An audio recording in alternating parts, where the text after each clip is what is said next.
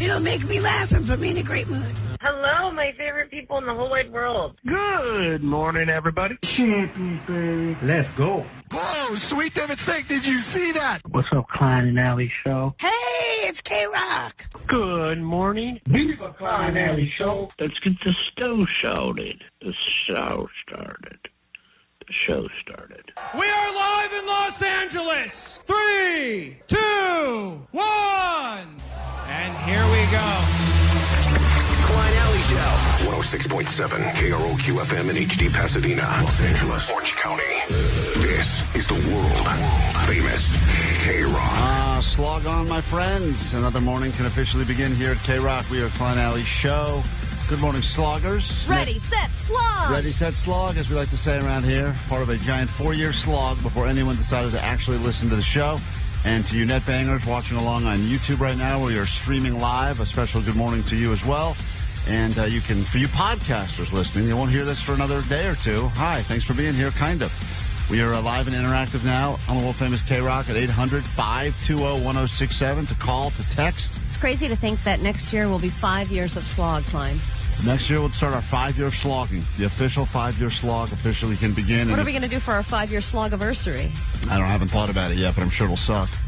I am waiting, though. I would like to hear maybe later this morning. I'm very curious about this because I know that, quote, this was the year, according to the experts and the the brass, the top brass here at the company.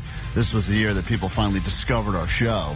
It was very hard to get them to discover this show, but then they finally did, and they stuck around. They go, you know what? It's actually decent. And the other show I used to listen to apparently sucks because this one's actually funny, and the people on the show are actually interesting, and I really like them, and they're not just phoning it in.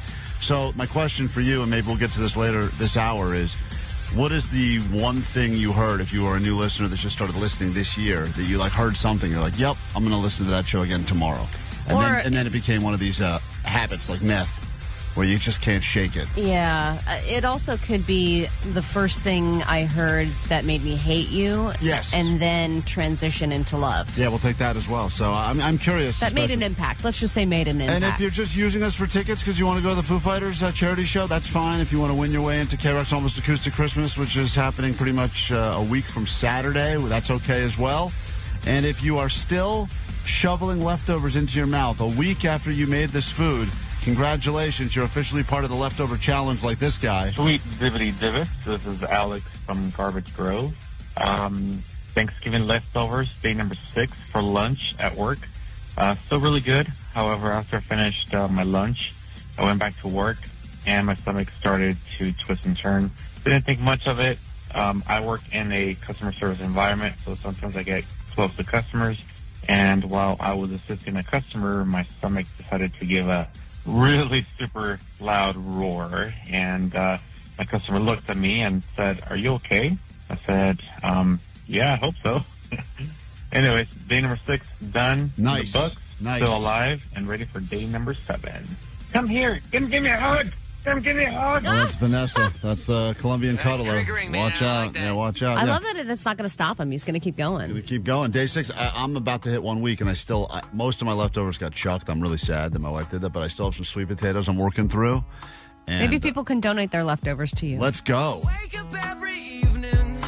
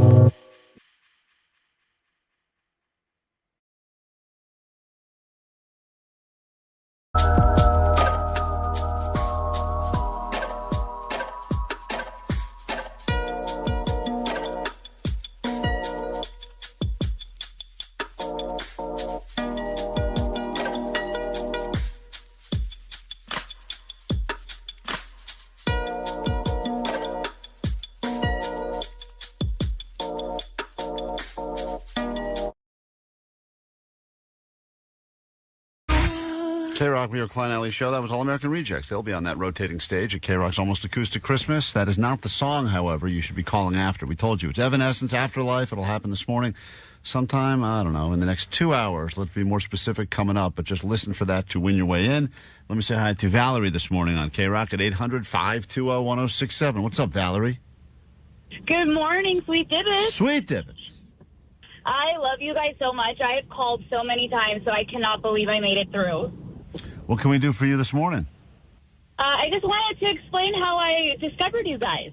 Oh, go ahead. Please. Go ahead. I'm sure it's a great story of triumph. That will flatter us. Yeah, this somehow it's going to be an insult, but go ahead. Okay, so this was in January of this year, and I had lost my cell phone on a hike, which I don't even hike. But, yes, I lost my cell phone on a hike, and I was just browsing the radio, and I happened to fall on KROQ. And it happened to be the episode where Allie was explaining how her cat died. Oh, okay.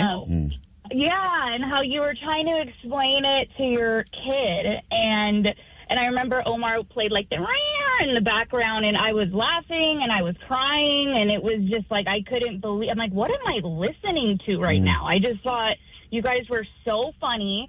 And I don't know if it was in the same episode, but you were also, Allie, talking about how you went to New Year's in Monterey Bay, and that was where I went to college. I went to CSU Monterey Bay, and everyone was just dogging on you for wearing a blazer, and I was just cracking up. And so that was how I discovered you guys. I've been listening to you every day ever since. Wow, so what a it's been story. almost a year. Thank you for that. You're a real slogger. You put in a year of slog, and we can't thank you enough for that. I remember that in the bar, there was a guy that was celebrating New Year's, and he was like, "Did you just come from work?" Yeah, Allie looked like a realtor wearing that blazer to the real. I remember the outfit. It was, Corporate party, or I thought she was going to do magic at any moment. I think the entertainment is here. Thank you, Valerie. Thank you. It means a lot. And by the way, once again, only discovered the show because she lost her phone hiking. and didn't want to sit in complete silence. And yes, Jake, that is difficult. So, like, once again, the odds of that. I mean, if she didn't lose her phone hiking, and that's the story we hear more often than not. I was abducted, and I was in a stranger's trunk, and I happened to have your show on, and I heard it for a little bit, and now I listen, and that matters. Manny, good morning, and welcome to KROQ. Hi. Hey, guys, I've been listening for a long time. It's not just out of habit. I occasionally hope you guys play music. I do enjoy the banter between you and Allie, although I do have to turn the radio sometimes to silence because sometimes you guys get awkward and my kid's in the car. But, I enjoy you guys pretty much in the morning. And I enjoy you guys pretty much. Another nice compliment, guys. This is why we're doing it. I think that was just a request to play more music. That's what I heard right there. It is funny what people catch. You know, even my therapist this week was like, "Oh, I randomly thought, hey, I should check out your show." And then I heard your therapist listen to the show? Yeah, and she never does. And she said she just all of a sudden felt called to go to KROQ and see what I was up to. And she heard the moment that my mother called in for Giving Tuesday and told everyone to give their significant other the special this year. That's what my therapist heard. She heard your mom, the throat goat on, talking about the act of service that they could give everyone this year? She had a lot of questions about it. Wow. Most of the session was about my mother. Right, that's a great first thing to listen to. But that was the first thing she caught. And she will never be back ever again. On the text line, people saying things. The Erewhon strawberry shocking food review got me listening from that point forward.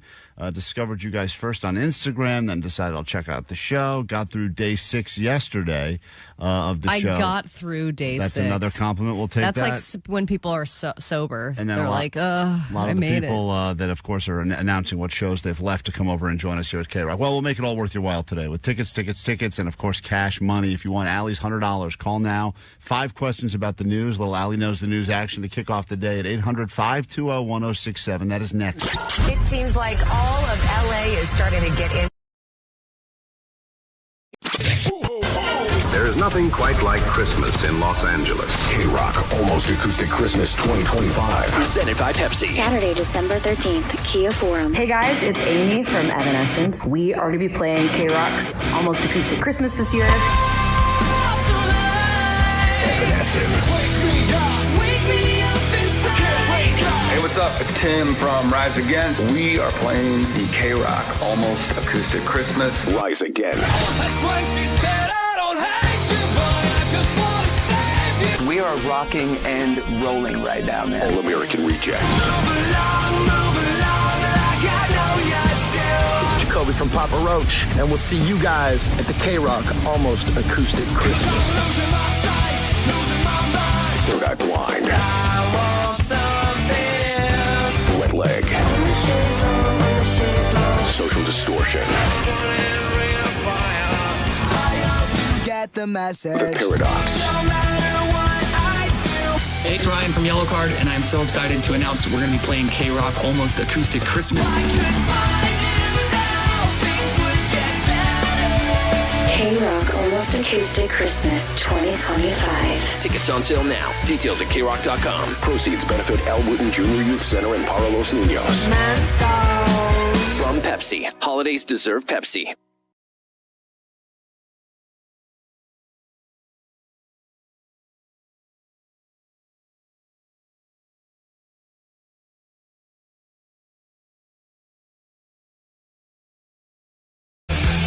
All kidding aside, the best part of this job is that we get to give you stuff, and sometimes it's tickets, like Foo Fighters later this morning, and KROQ's Almost Acoustic Christmas, and then the second best part of the job is making fun of each other, and then the third best part of the job is giving you Allie's money, and she hates it. She would love us to stop doing it. In fact, we're already talking about next year. She goes, maybe this 2026 is the year we stop giving away all my money. My New Year's resolution is to not lose money. And we said, well, just be better at knowing the news, and you'll never have to pay the people. But we give you the opportunity to take her money every morning around this time, and today, Allie, as you see, every phone line is full of someone that wants your cash from Northridge and Yorba Linda and Long Beach, Orange County.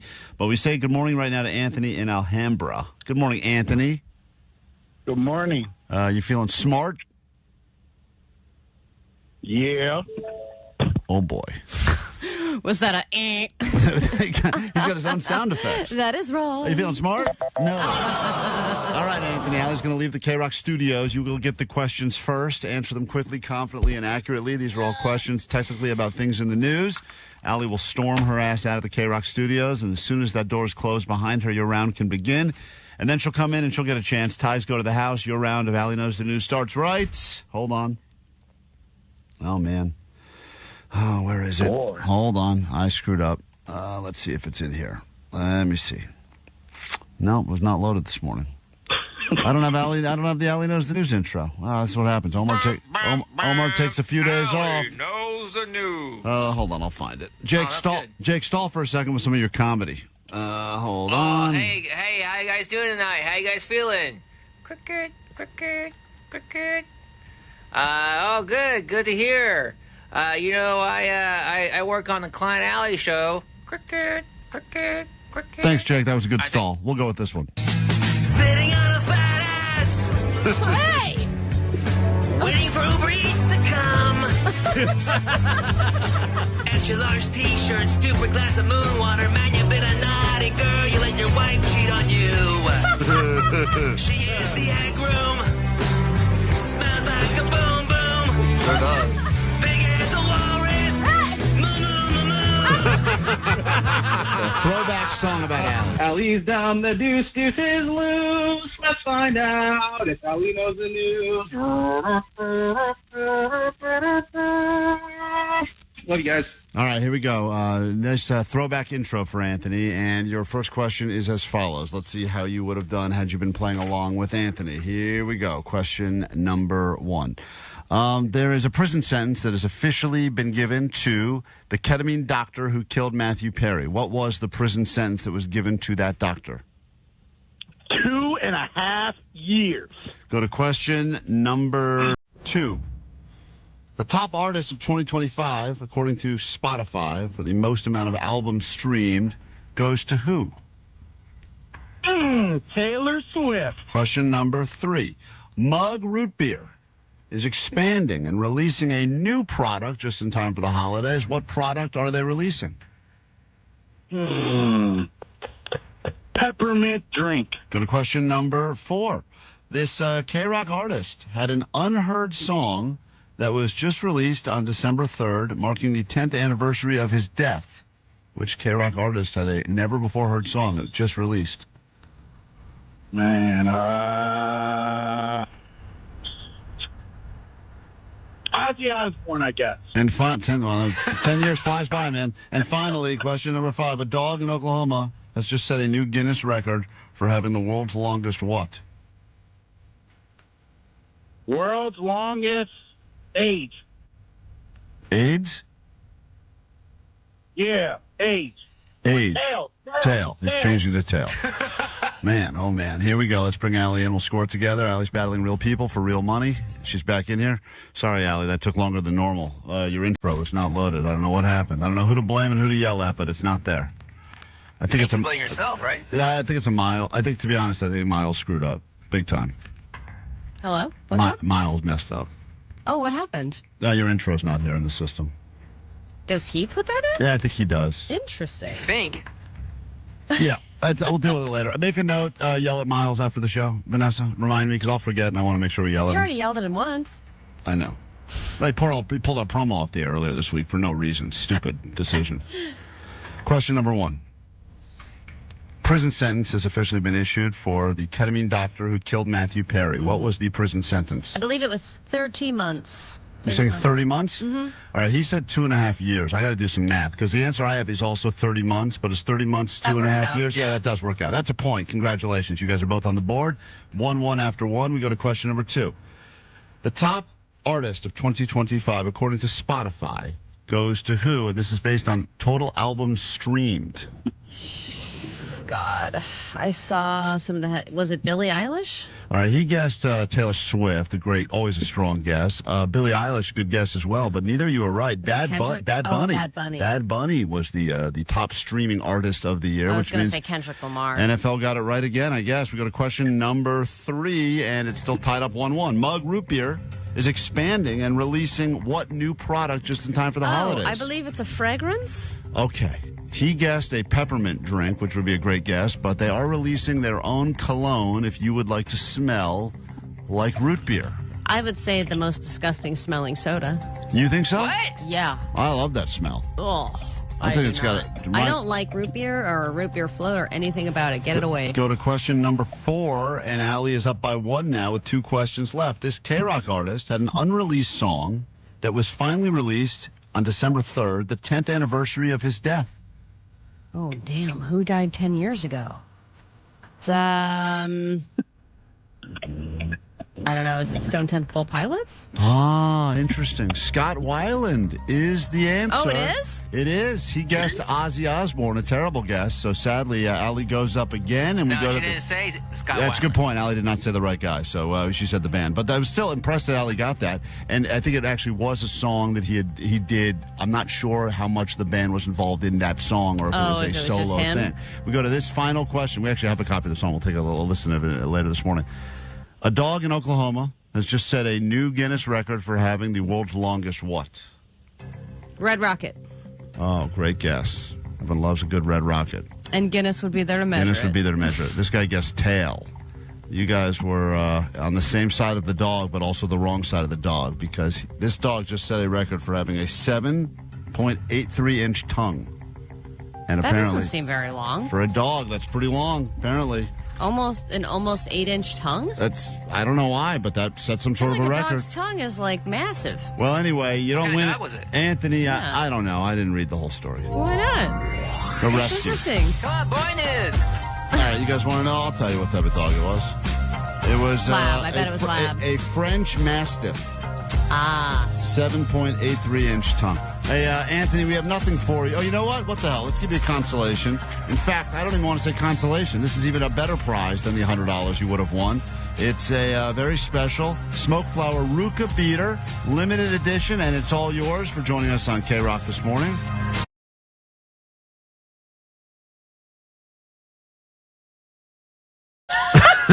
That is the new lowest one. Okay. She's a Long John Silver 6. Now that's a fish dinner. Did Allie get her blazer at the Men's Warehouse? Because they have a guarantee she can get her money back. That's an interesting question as well. No. I'm keeping the vest. I'm keeping the blazer. I'm keeping all of it. Put on that outfit tomorrow, because we got cameras now. Wear it in here. And let me see. I'll show you a picture of it right now. Oh, okay. Here we go. Hold on. Hold this up so everyone watching on the YouTube can enjoy as well. Okay. This is Allie's New Year's Eve fit, and she said it was great. And sometimes, listen, I had a shirt for a while. I was convinced when I wore this shirt. This not a very good.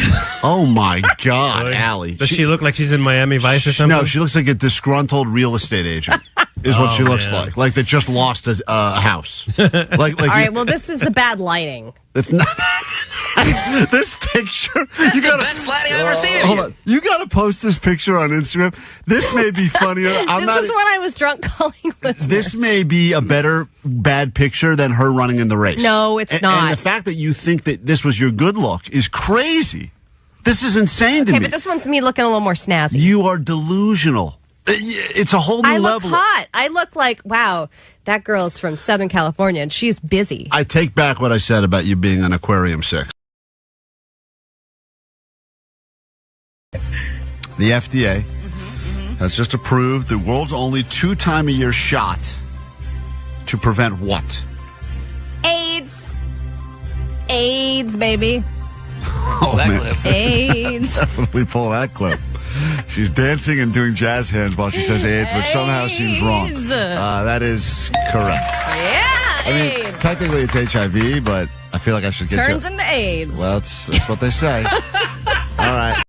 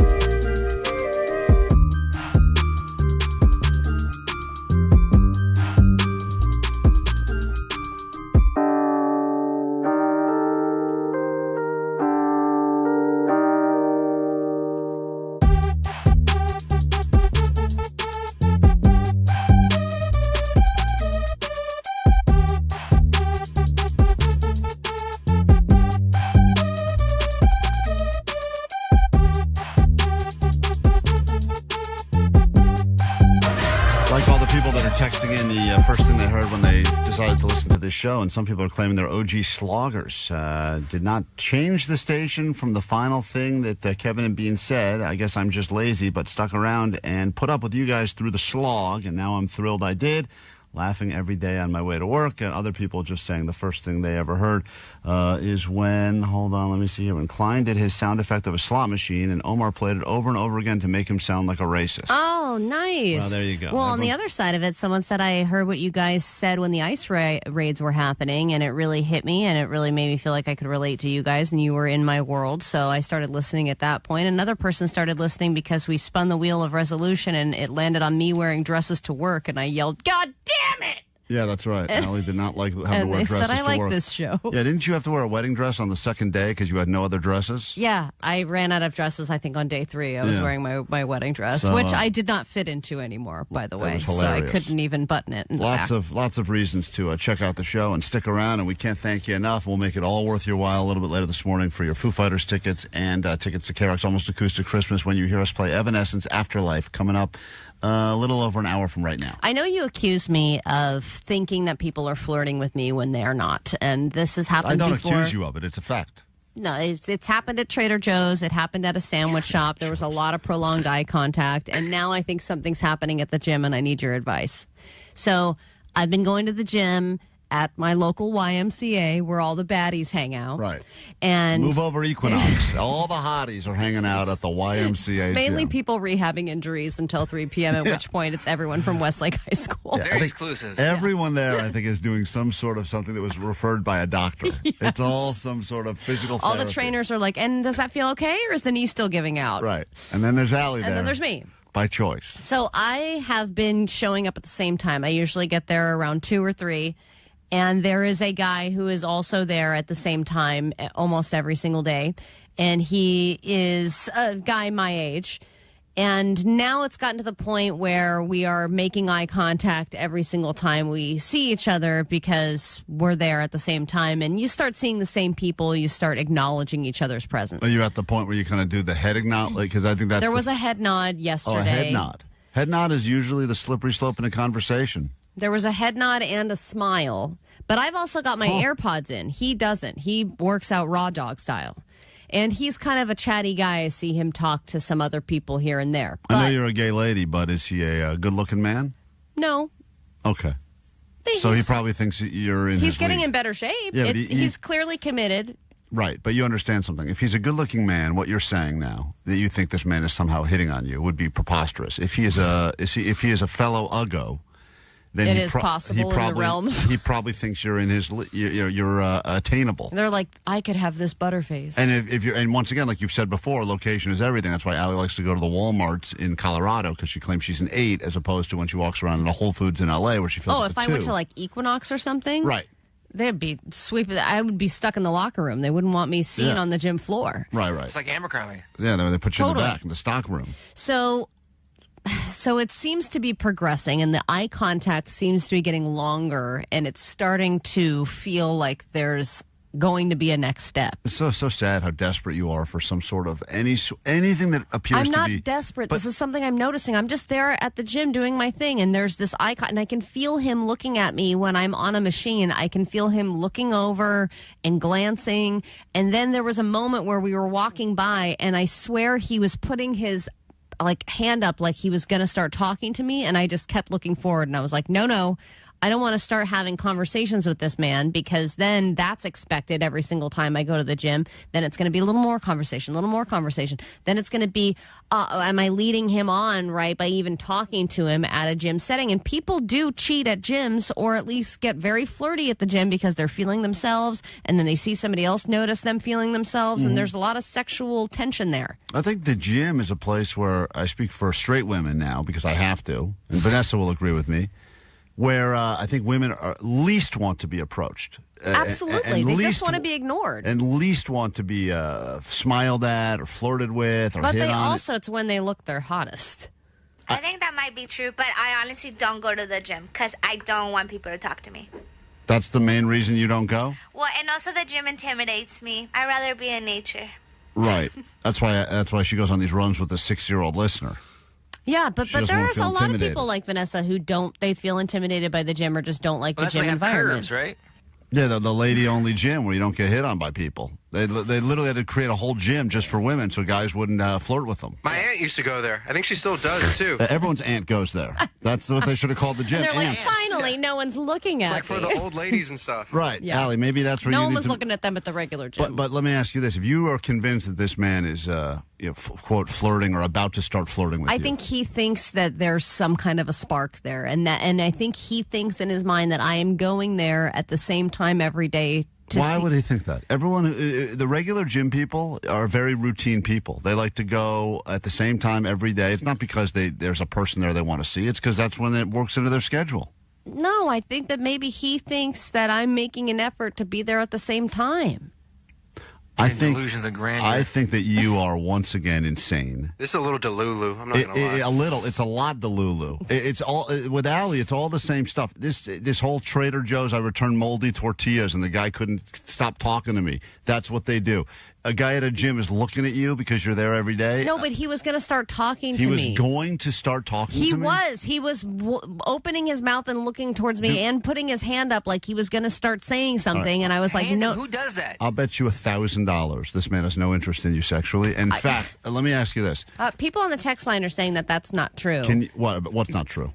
That it could be a romantic thing and that I've been looking hot lately. And then 626 said maybe he's just looking at her going, is that the girl that's wearing those dirty-ass AirPods? Yeah, he's probably thinking. He's probably staring at you, going, "I think that bitch stole my AirPods." Remember, you took them out of the lost and found. The guy's probably sizing you up, going, "I had AirPods here. I lost them." She has small ears. I think those are the ones. Those are mine. Those are my AirPods. Yeah, that's what he's reason. Did you get those AirPods here?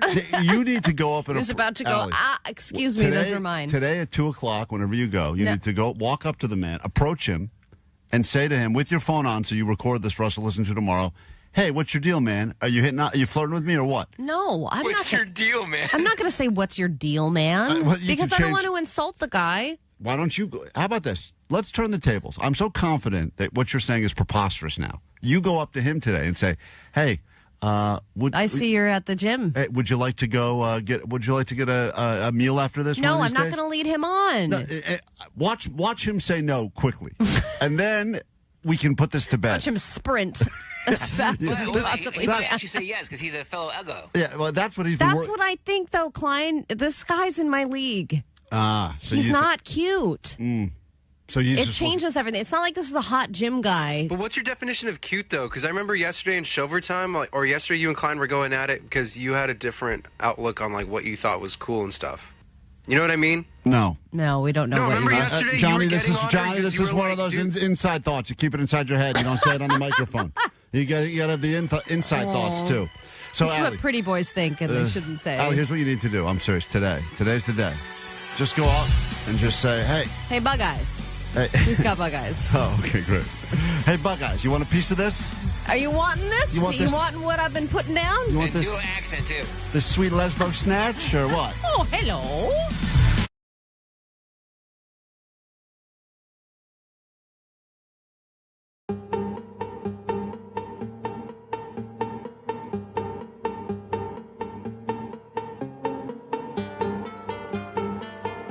Okay, what is a succulent? What? A succulent. I don't know how to say the word. Where? Succulent. What is a succulent? Succulent. Succulent. What's a succulent?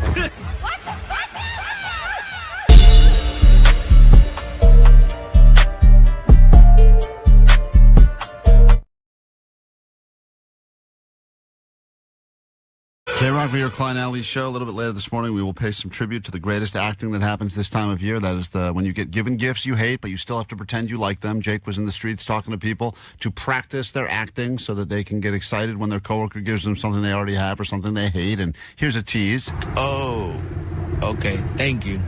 And just walk away. That's it. That's what people do. They have a hard time, but this is the time when any acting you must use when you receive something like a pair of socks from a relative, and you have to be fake excited. So we talk to people in the streets about that. That's coming up later. We'll do your A.D.D. news and give you some tickets to a couple of different shows happening at the Forum, KROQ's Almost Acoustic Christmas and Foo Fighters, and that will all start happening next. Klein, World Alley Famous Show. KROQ. Klein Alley Show. Mornings on KROQ.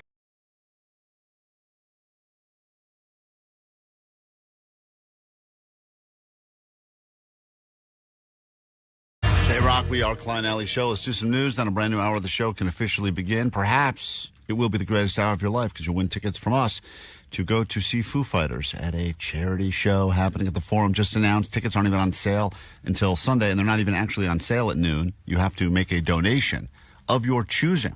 That's a dangerous place. I ate at a weird restaurant in L.A. one time. It was an underground restaurant, unsanctioned, and they said at the end of the meal, you can pay whatever you think this was worth. Whatever you think this meal should be worth. And that puts you in a weird spot. It does seem like people would get cheaped out in that scenario, but I think guilt does go a long way. Guilt is powerful. I think you would even overpay. Right, because you go, hold on, like in my head, I go, all right, so that was probably, I don't know, 40, 50, maybe He's like, $50. I'll just give him $100. I don't know what else I don't to do. want to do look math. like a jerk. I don't want to do math. Just pay more money. It's time for your news. Grab your Adderall. It's time for ADD News. Another day, another year-end list. And today it is the Google Year in Search list, which tells us all the weird crap that we were Googling in 2025, all the trending questions. Questions like, how can I tell if my Labubu is real? Or what is the deal with 6'7"? A lot of people were Googling those questions this year. The most Googled news story was the Charlie Kirk assassination. That was the biggest story. And most searched person was Zohran Mamdani and that singer David, who was accused of killing his girlfriend and putting her body in the trunk of a Tesla. A lot of people didn't know who that was. They were Googling, trying to figure out who he was, trying to get caught up.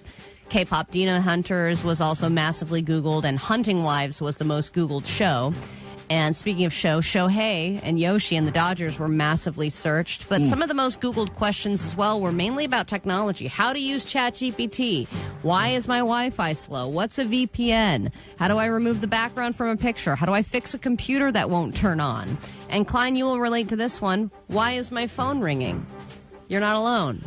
Oh, man, that is so annoying. Happens all the time. Sounds like such a stupid question, but I'm on silent mode constantly. Having been in studio with you with your phone ringing loudly every single day and you not knowing why, I understand why this is getting... I've got a lot of alerts set up for some strange reason. You guys know that alarm that goes off every day? I've got an alarm set that I can't even figure out where Why? But show me your alarms. No. There's no way that it's not on. Yeah, dude. The alarm... It is on at 11 o'clock The every 11 day. a.m. alarm is on, but I put it on originally because usually that's when Jake would walk in the office and start talking about one of his bands that no one cares about. So it's like a fake getaway? Yeah. Blame this on me? I had an alarm set so that I could pretend I had something important to do, and I would leave Jake's conversation. That makes sense. I want to set it now. Yeah, we should all set one of those.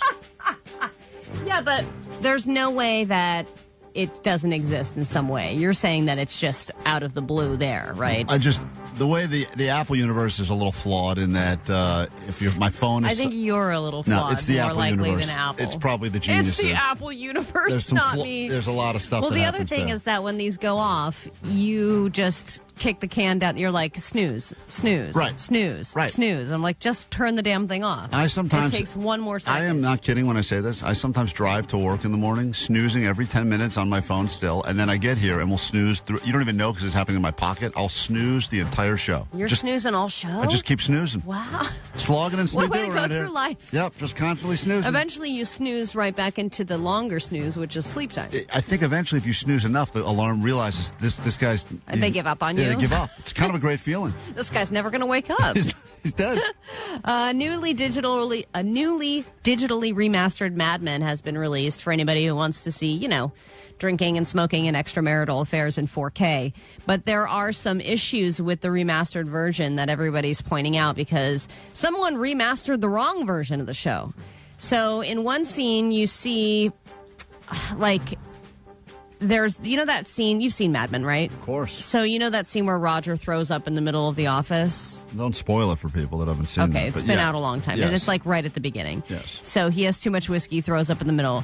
This is a version without post-production edits. So the scene where he throws up, you can still see the vomit machine coming from his mouth and the vomit machine operators in the corner of the shot. Those vomit machine operators are very underappreciated people in Hollywood. Yeah, they're sitting there going like, okay, a little more vomit, a little more. Okay, stop the vomit. Yeah, they have to throw it in. They get to make the mixture themselves. Yeah, and they erase all those guys after the, in post-production, they get rid of all that stuff, but they remastered the previous version where those people were still in it. And then in another scene, Peggy is walking by. She's walking outside some storefronts, and that hadn't been edited yet. So Peggy's walking by ads for SIM cards and the best Mexican restaurant in L.A., which, of course, it's not supposed to take place in L.A. or that time period. There are no SIM cards that exist. So they hadn't edited, newspaper stands and different, things that actually reflect that time period. If you like Easter egg hunting, then check out the Mad Men that has just been uploaded. Yeah. And then thousands of pounds have been lost with the use of GLP-1s, including our friend Jake the Nerd. Woo! But now that we have decreased the obesity of humans, let us focus on the pets that we are also making obese by giving them weight loss drugs. A pharmaceutical company out of San Francisco, it's called Ocava, is beginning a pilot study of a GLP-1 drug for cats with obesity. They're calling it Meow 1. And they're doing it differently than adults, not a weekly injection. A vet leading the study told the New York Times that it's a small implant that slowly releases the medication for 6 months. Doesn't that sound great? I'd love to take that. An implant where it just slowly releases your medication so you don't have to remember to take it? Time release. Don't have to shoot yourself up every day like Allie. It's not every day, it's every week. Get whatever it is. You're giving yourself the jab. Everyone's walking around jabbing jabbing themselves. my leg. Everyone's jabbing Not themselves. for weight loss, but... It really could be a game changer for both cats and dogs because it turns out that 60% of all dogs and cats in America are clinically obese and hundreds of thousands have diabetes. Isn't that insane that we are making our... And it's not the pet's fault. It's the fact that we are breeding them to just be lazy pieces of S just like us. Yeah, and we've got a lot of treats. There's a lot of things. My dog likes to eat remote controls as well, so... 106.7 KROQ FM in HD Pasadena, Los Angeles, Orange County. This is the world famous KROQ. Brand new hour can officially begin. We got lots to get into this hour on the show. Generation Wars, chance for you to win bragging rights for your entire generation, whether or not you identify as a Gen Xer, a Millennial, a Gen Z. Maybe you're in that Gen Alpha we've been hearing so much about, or perhaps you're just a boomer sitting around waiting for us to give you the weather. Regardless, we What will... is it going to be? Just until they say it on the radio, I won't know. Sunny and 70? I don't know. So we'll get into that later this hour. If you'd like to be a part of Generation Wars, don't be a stranger. Remember these numbers. You'll need them. 800-520-1067. God damn it, Jake. Jake's like my kids. This was my kids. I thought they would appreciate my job because I work at KROQ, and they never did. But then they did like it that we're on 106.7, and then this was when they first realized that. You guys know when Daddy goes to work, I work at KROQ 106.7. You don't work out 106.7. Oh, yeah, you do. So typical. One of them was kind of impressed, and the other one immediately shot down my story. No, you don't. We do have a new round of Klein's Typical. Kids Hate Him. I did convince my kids I was going to get a 6'7" tattoo on my back, and it did not go over well. So we will get into a little round of Klein's Kids Hate Him coming up as well this hour on the show. If you'd like to interact with us, want to win stuff, want to join the show, 800-520, and you know the rest. Not going to say it, Jake. And if you forget, just read Klein's back. That's right. It's right there. We will start the hour, though, with this on KROQ.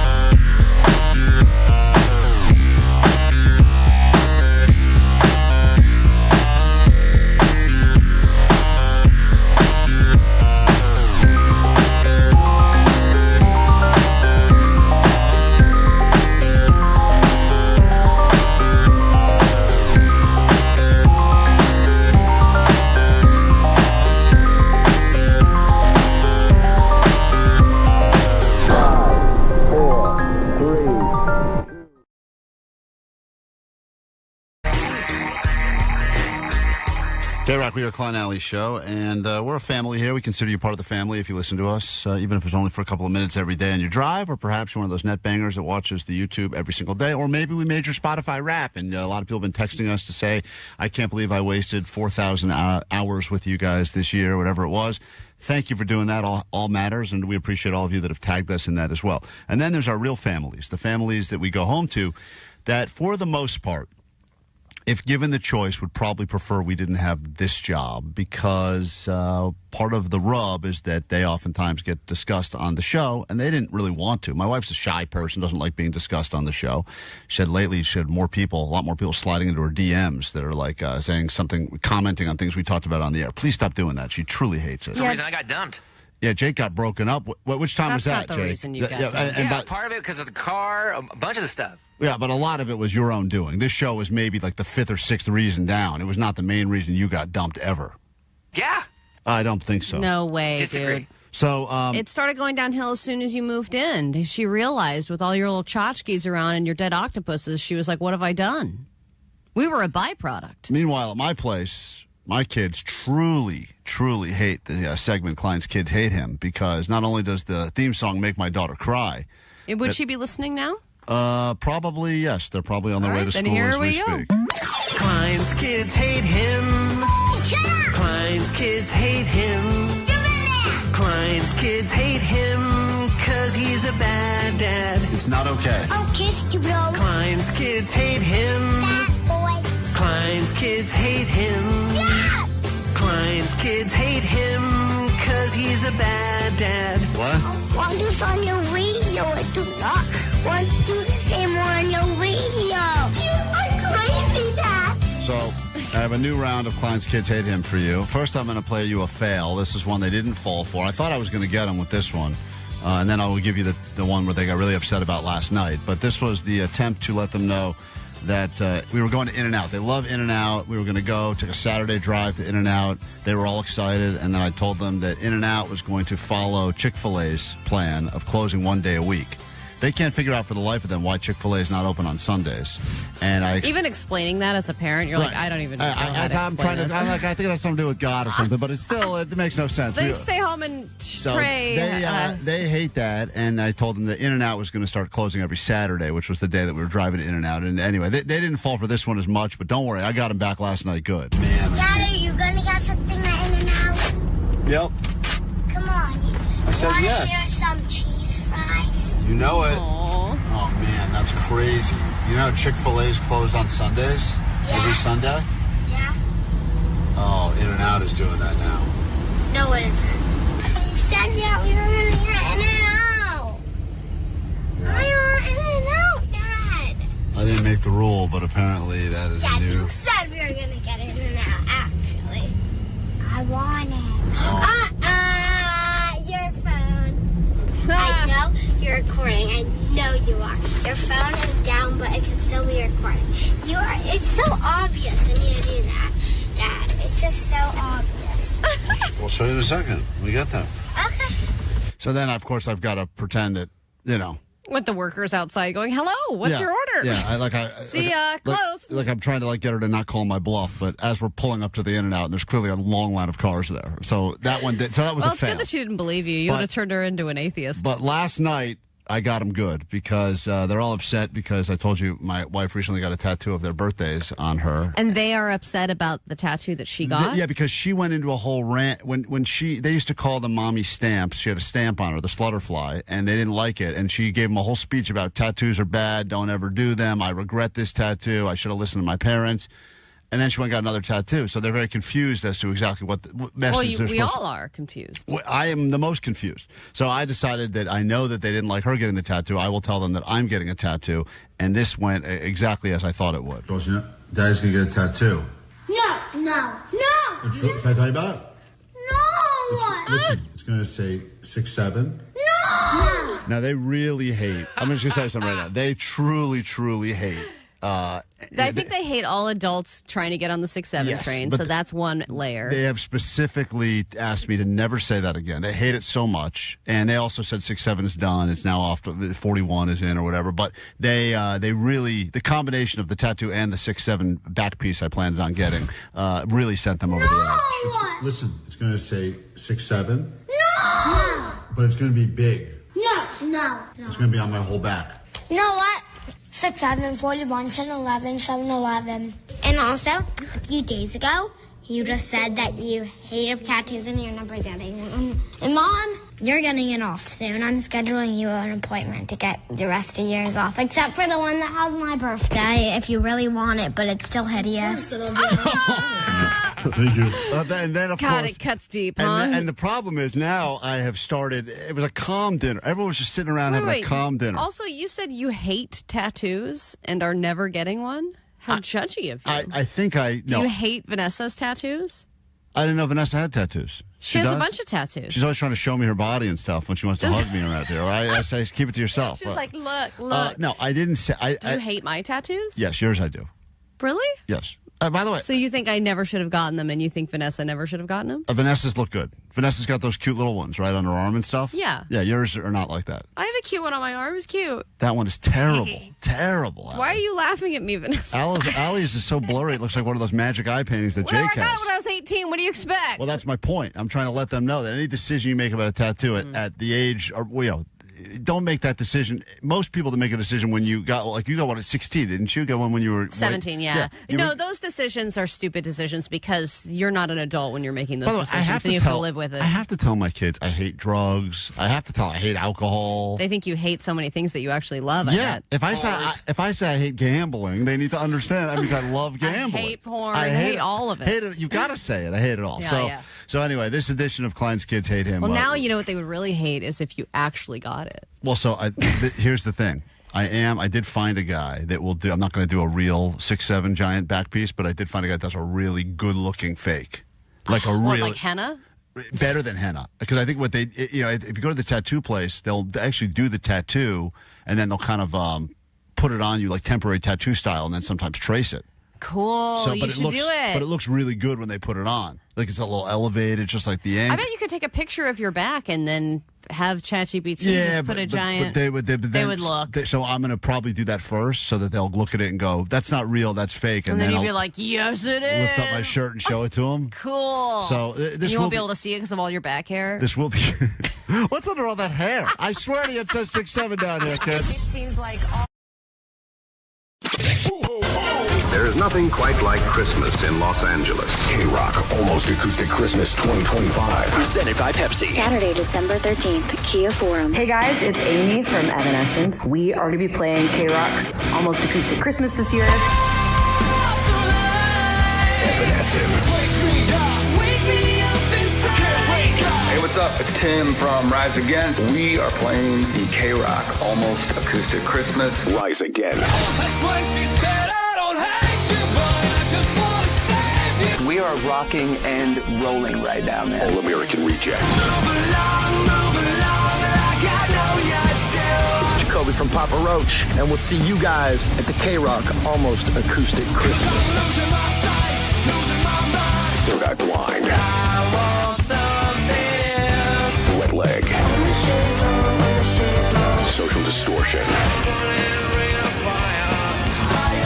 Get the message. The Paradox.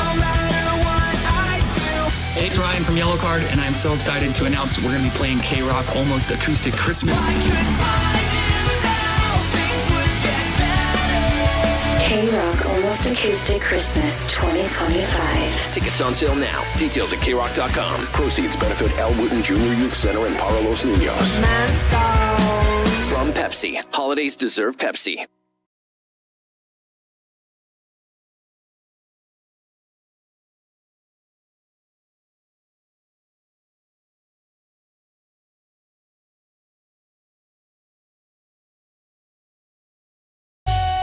KROQ, it's Klein Alley Show. It's a chance for you to earn some bragging rights for your entire generation right now if we put you on the air to battle it out in Generation Wars. In addition to joining us and getting the bragging rights and winning the ultimate honor and all that other stuff, we will give you, just for being on the air with us, some Smoke Flower Ruka beaters. These are limited edition. They were dropped. You'll see them on stage, worn by Sublime, and they are pretty sweet, just in time for the holidays. A gift for you, or give it to someone that you love and care about, as we meet the different people on the phone right now representing the many generations. See how you would have done had you been on the air now playing this edition of Generation Wars. Hey, listen to me. Are we busting or what? You kids and your TikToks. Gen Zers, lazy.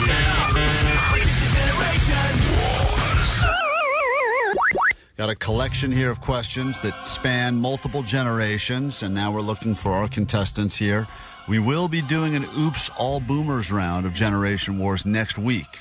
So get ready. That's going to be all boomers competing with all questions. Do you think they'll even know that reference? No, I don't think they'll even know why we're calling it. Oops. Yeah, I mean, there's going to be a lot, but that'll be next week's edition. So if you have a boomer in your life that matters to you, make sure they join us for the Oops All Boomers edition of Generation Wars. And have them call in on that crisp landline. Nice, crisp landline with that long-ass connection. cord stretching all the way to the kitchen. Nothing better. We say hi to our representative from Gen Z, born in 2001. Doesn't know a world without internet, as it should be. Let's say hi to Thomas from the 805. Good morning, Thomas. Yo, what's up? How's it going, Klein and Alley? Doing quite well. I hope you perform nicely. All of Generation Z is waiting for you. Gen Z is hoping that Thomas scores a point for them. This man was... Were you born before or after 9/11?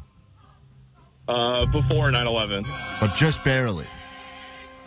Yeah, I was born like 4 months before. I was rewatching season 1 of Euphoria the other day, and I believe that's when Rue is actually born. I think it's like on 9/11 or the day after, because she remembers it being, or at least the way they tell the story is she's being handed from the nurse to her parents, and the towers are like falling in the background on the TV. Well, Johnny, too, he was like, God, I remember that. And we're like, do you? And he's like, I remember being 4. Right. I was only 3 years old. Yeah. Yeah, it was 3 years old. That was right. It's tough to get through that. Never forget, right, Johnny? Every day Johnny sees a book, it says 9/11 in here. Never forget, 7-11. We say, nope, it's not right. Say hi to Mark now. Mark is representing millennials, born in the year 1985. Good morning. Oh, hold on one second. Good morning, Mark, on line 5. Welcome to KROQ. What's up? Good morning, guys. Sweet dude. This guy's so millennial, Allie, that he's watched every episode of Saved by the Bell. So have you. That's a big show for you. Very millennial show. Yeah. It was on. They lost their way a little bit in the college years, but they had a good thing going for a while. Even then, no, and as an adult now, you can still appreciate that time period, the college years, right? Yeah, I think I caught an episode recently. You're like, this wasn't so bad. And I think I thought it sucked. Oh. They did some weird thing with the Max where he used to do magic tricks, and then they replaced him with some weird British guy. The whole thing got real strange. They did a lot Back of... then, they would just replace people. They just replaced people. And they're just like, this is this person now, and you're like, all right. Yeah, that was a good... I don't think they do that anymore. Now they just... They're like, this is Becky. Use CGI. But back in the day, they'd just be like, all right, you don't want to sign your contract? Great, we'll replace you. With a different blonde person. All right, move on now. Let me say to our representative from Gen X, born in 1977. She remembers Gen X well, Allie, so much so that she claims she used to play outside. Oh, that is so Gen X. Fun. The memories. Is this Janelle? Janelle. Let's go with that. Welcome, representing Gen X. And we will say good morning to our final contestant. We have a boomer.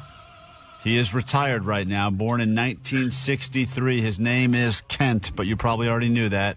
Hi, Kent, and welcome to KROQ. Hey, sweet kid, it's Klein, Alley. All right, here's the deal, guys. I will start with these questions. If you know the answer, you must yell out your generation. Allie will call on you. Do not answer the question until you get called on officially. We will be listening, so it's all about how you lock in. People say this on Jeopardy all the time. I knew the answers to every question, but it's all about how you do the clicking. Got to do the clicking. Click. So when you know the answer, yell out Gen Z, Gen X, Millennial, or Boomer. Wait for Allie to call on you, and you get a chance to answer said question. Here we go. Question number 1. This fitness craze involved neon leotards and home VHS workouts. Gen Z. Gen Z, go ahead. Jazzercise. That is correct. Did not I think you Gen said Z. leotards at one point, but because you look at threw the me off. You're getting canceled. I know. I was like, what tards? You leer at them. You leer at the people wearing them, right? Okay. All right. And back in the 80s, that was cool. You could say leotards, You right? say, hey, leotard, get over here. I'm just doing jazzercise. Leave me alone. I'm back at junior high over. We got a question number 2. When you used to call someone fat, P-H-A-T, what did fat stand for? Millennial. Millennial, go ahead. Pretty hot and tempting. That is correct. Should bring back that phrase. I thought it was very cool. Just get it tattooed on your back. I may get that. We go to this next question now. I remember that was like on the back of sweatpants that you would buy. Yeah. Yeah, and pretty PHAT. hot and tempting. What fashion brand dominated middle schools in the 2000s with a moose logo? Gen Z. Gen Z, go ahead. Abercrombie and Fitch. That is correct. Allie knows that because she used to work in the stockroom, but was never allowed to go there during the daylight hours. Sometimes I got to design the mannequins, and I used to pop that collar. Pop it. This toy, wearing a tan shirt, used to say phrases when you pulled a string. Millennial. Millennial. I heard millennial, too. G.I. Joe. That is not correct. G.I. Joe? What's going on with that? That is retarded. Anyone have a guess to steal this one? Is our boomer still breathing? Kent, you still there? Yeah, Okay. I would have gone with G.I. Joe, but I don't remember. All right, the correct answer, guys. Teddy Ruxpin. Ruxpin. We move on to your next question. What was Fruitopia? Gen Z. Go ahead, Okay. Gen Z. Smoothie shop. No. That's such a Gen Z guess. Smoothie shop. Millennial. A Cyballs? Millennial, go ahead. A game. No. Boomer. Boomer, yes. Fruit wrap. A what? A fruit wrap, those things that That was a slur back then. That's what we called the gays in my day. Get over here, you fruit wrap. Give me 20 push-ups. It was a drink, a trending drink. Oh, my God. I remember that now. Fruitopia. All right, moving on. We are not, Allie, what's the score currently if you're just joining us? So Gen Z Thomas has 2 and Mark the Millennial has 1. All right, moving on, guys. Here we go. What was the brand of jackets huge in the 90s that had sports teams on them? Millennial. Yes, Millennial. Starter. Starter jackets Wow, is the good job. correct answer. I didn't know that. It's all tied up now. All right. Making a comeback. That's right. Starter is making a comeback. We move on to your next question, guys. This is getting very heated, unless you are a boomer, in which case you have not gotten a lot correct so far. If you were to refer to someone as a snack, what does that mean? Gen Z. Okay. Gen Z. That they're like hot or attractive. That is correct. A snack. Moving on to your next question. Gen Z is just taking the lead. All right, Gen X, this should be in your sweet spot. Let's find out. If someone needed to relax, you would tell them to take this medication. Millennial. Boomer. Gen Z. I heard Millennial first. Chill pill. Chill pill is the correct answer. Allie, I think we have a tie happening now do. between Millennial and Gen Z. It's 3 and 3. And if you're keeping track, the Boomer has a current score of 0, as does Gen X. And someone... Your car door is open, sir. Someone's refrigerator or door is open, or they're backing up a dump truck. I'm not sure. We move on to this next question. What accessory was stretchy and worn around the neck? Millennial. Millennial. Yes, Millennial. Choker. That is correct. Chokers are making a comeback, too. This was the name of the very popular, then canceled streetwear brand by Kanye West. Gen Z. Okay. Yes, Gen Z. Easy. Correct. Allie, where are we at now? Still it's neck and neck, 4 and 4 now. Wow, so neck and Sudden neck. death. We're going to need a bigger choker. That's a throwback to the previous question. And we move on to this next one. We only have 3 questions left, Allie. Anyone could walk away with this one. I mean, unless you're a boomer, in which case you're out. If something was da bomb, what was it really? Gen Z. I heard Gen Z first. Music was like really good. Da bomb was great. Unless you're a comedian that bombed, in which case you're Jake the Nerd. But yes, da bomb. used to it. Da bomb. Jake's used to it now. That's a sweet spot. Every show is da bomb for Jake. All right, we move on. 5 to 4. Gen Z in the lead. What slang term describes someone who tries too hard for attention? Boomer. Boomer, Go yes. ahead, Boomer. Gen Z. Thirsty. I think he's actually thirsty. Are you dehydrated, Boomer? I'm thirsty. Gen Z. We could take a break for him to drink. That is a great guess, and I would almost argue that would be right, but that's not the answer that I actually have. It's a little different. There's a slight nuance to it. Yes, Gen Z? Clout chaser? No. Anyone else? The answer I was looking for was a pick-me. A pick-me. Oh. Pick-me. Johnny, you know about pick-me's, right? Of course you do. Yes, Johnny's right in his sweet spot right now. Johnny's a real pick-me, right, Johnny? No. Okay. Moving on. Yeah, you are. Moving on. 2 questions left, guys. What viral trend had people running into stores and mimicking a meme while oftentimes shaking their ass?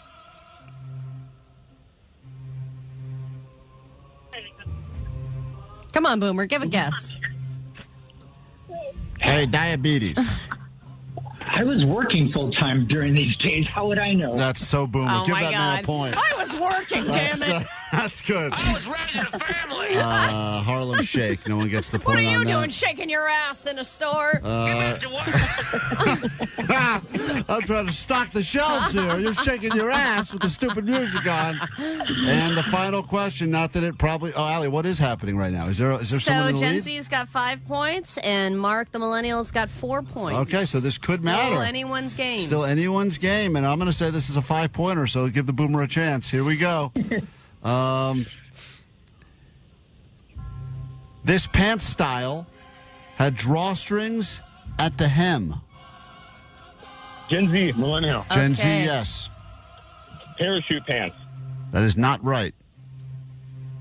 Millennial, you were next to guess. Sweatpants.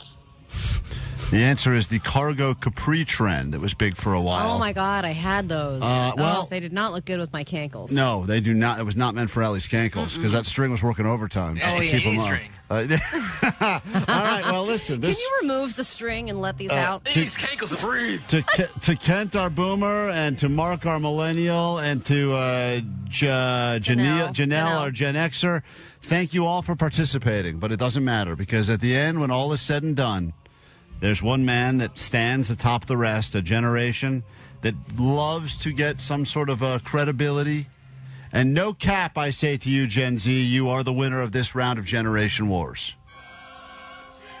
Let's go. I'd always listen to radio. Gen Z's the best. Awesome. Nice. All right. Hold on 1 second. Let's hook everyone up with some of these Ruka beaters from Smoke Flower, and let's give this guy something extra special for being our Gen Z champion. What song would you like to hear? Please say Pierce the Veil.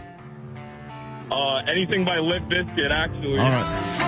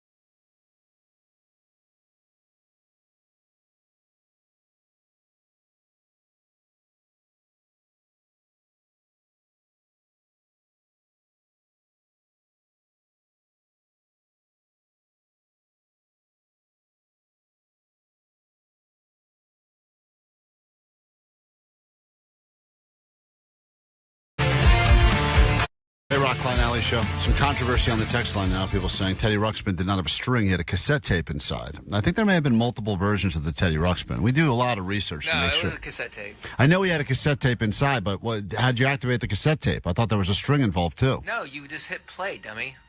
Well, I don't know. Sometimes I don't know. I was working full time. Damn it. we got to prep this. We got to prep this bit for our show and the other show that's stealing it. So it's a lot of work here. I can't. We can't get everything Cross-reference exactly things. right. Someone said give the boomer a point for thirsty. The guy who could barely get the word out. Listen, next week it'll be the Oops All Boomers edition. If you're a boomer, know a boomer, would like to participate. I have a prediction next week. The score will be 0-0-0-0 after one round of Generation Wars. Well, 951, who I would assume is a boomer, is complaining that there aren't enough boomer questions. There are.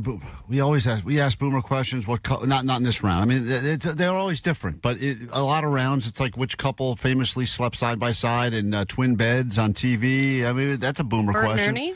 Yes, but I like how you're like, there's always a boomer question, well, except for this round. Yeah, there's a lot of boomer questions. Teddy Ruxpin was kind of boomery. Boomerish. They were the ones that would probably to buy that for the kids in the 80s or something, I'm sure, right?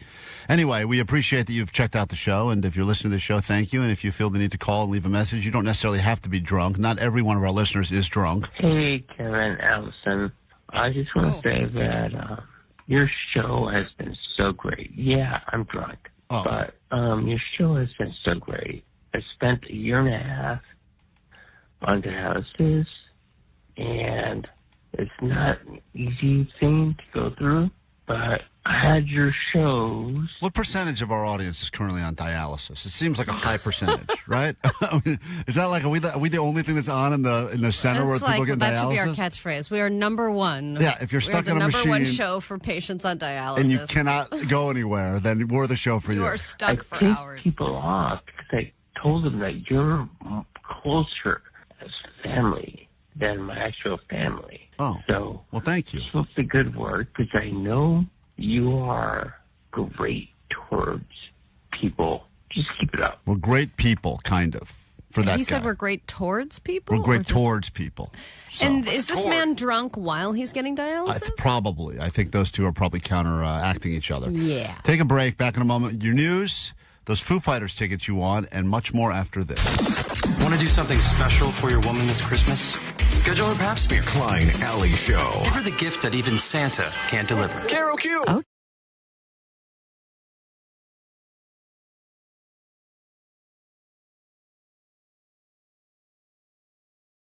Hey, Rock. We are Klein Alley Show. Foo Fighters tickets momentarily, and then we're entering the hour where we'll be giving away tickets for you to go to K-Rock's Almost Acoustic Christmas. This will be your final reminder. You'll be listening for a song that will happen sometime between 9 and 10 a.m. It'll be by the band Evanescence. Amy lead singer of that band. It will be her birthday on December 13th at the Kia Forum. As that stage rotates, packed house for Evanescence. They just announced a new world tour. You'll get to see them before. They'll be all over the place. You get them, of course, at the Forum, and that'll be happening at K-Rock's Almost Acoustic Christmas when we play Afterlife by Evanescence next hour. Be sure to call us, be caller 20, 800-520-1067, and claim your tickets.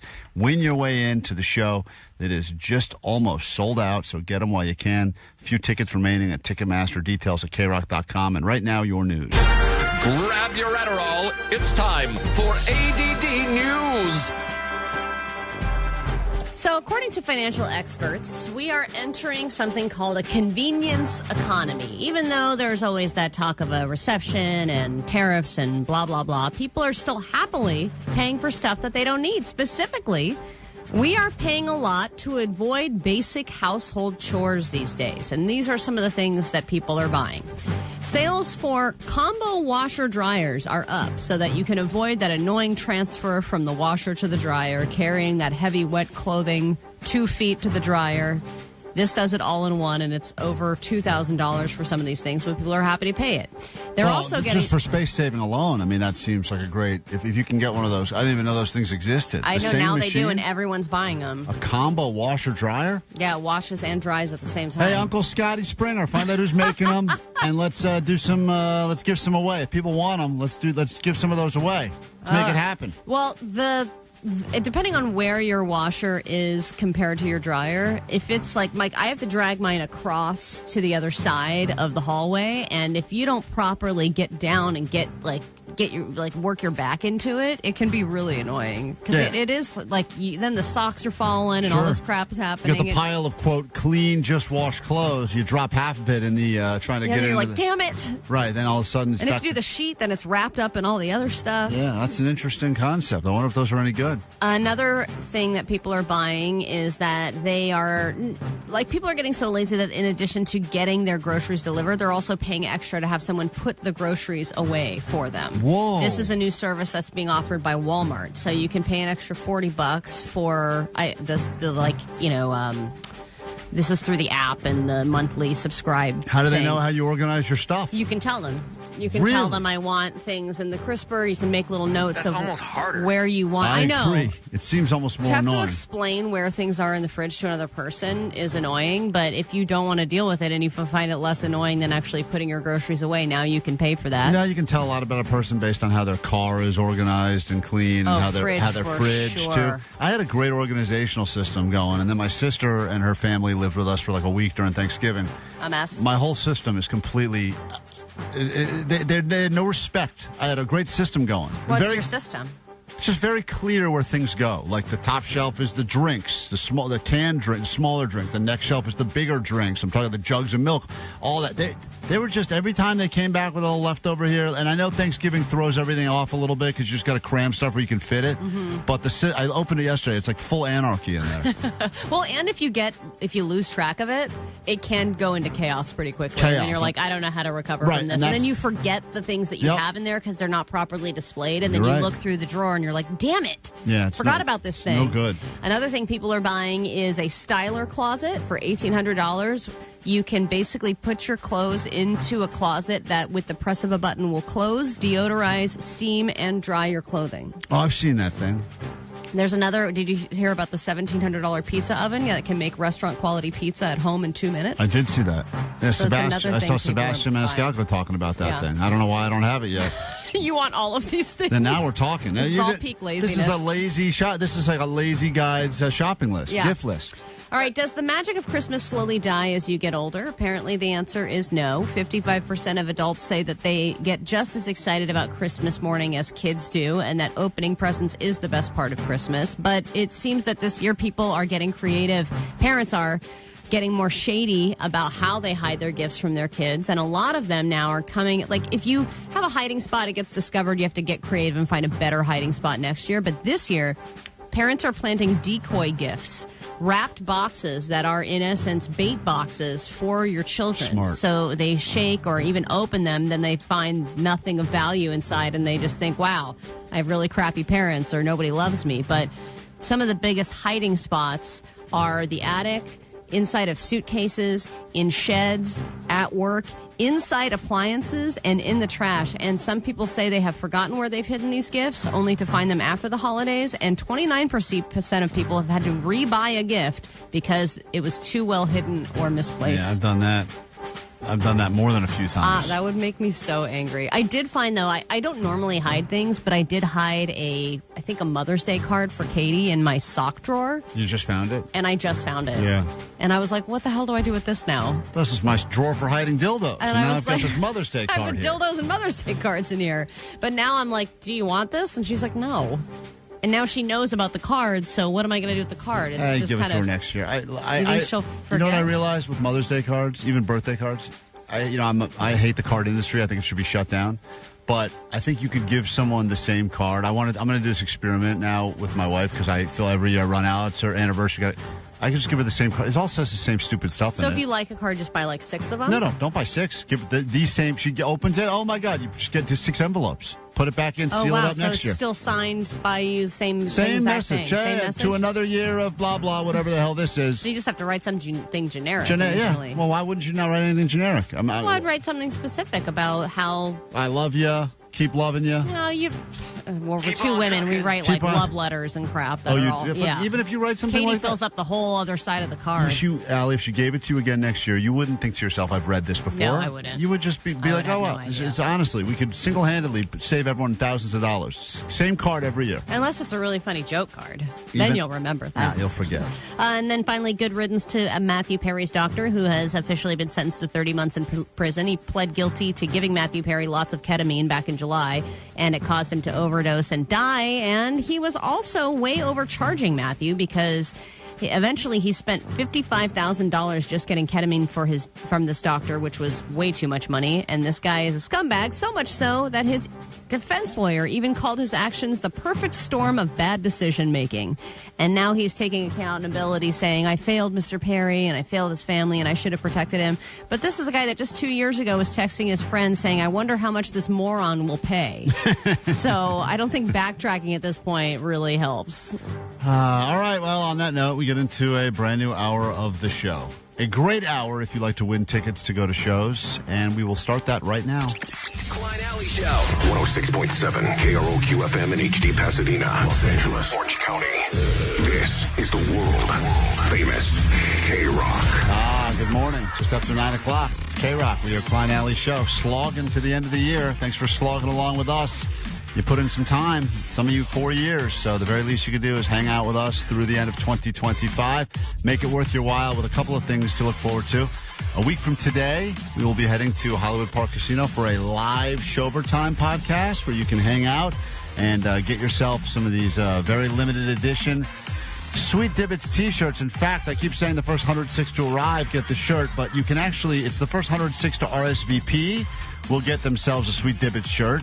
And whatever's left over, it's first come, first serve. But if you want to RSVP, I guess we've got a link up on our Instagram. You can find it there, RSVP. Is that right? If you want to hang out, 5 to 7 a week from today, Hollywood Park Casino in the evening, a live Showtime podcast.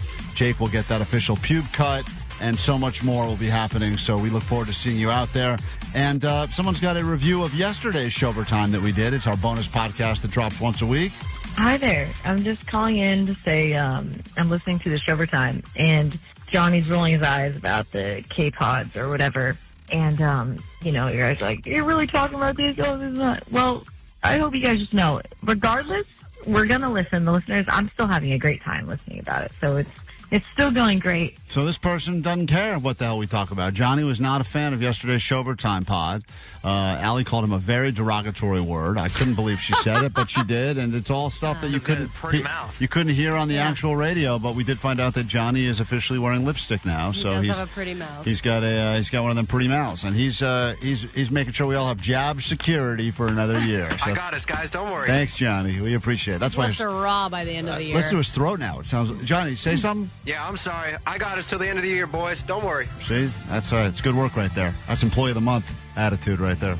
It's great. Holiday music. What the hell? Why not? The Killers. A Great Big Sled.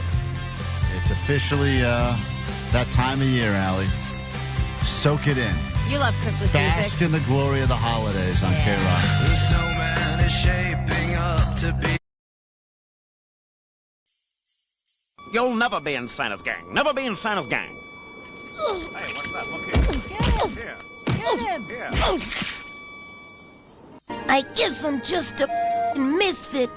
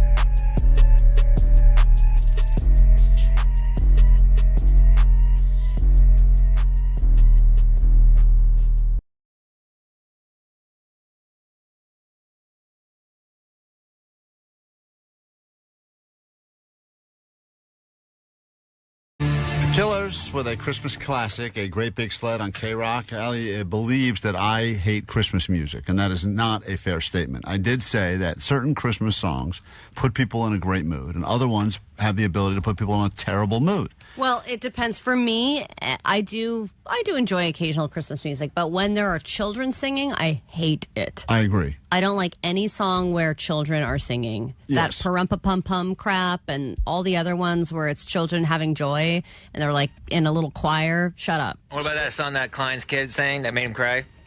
One Small Voice? That's not a Christmas song, Not a Christmas song. Don't bring it up. I'll start crying again. But, I mean, there's obviously, ones that at one point were considered new Christmas classics that are now, I consider, as old school as any of the... some of those songs have been around since the 50s. Frosty the Snowman or whatever, or Jingle Bells. That stuff was all written, I think, before the national anthem was written. I mean, those things are old, those songs. Yeah, but then... And then there's this that's now...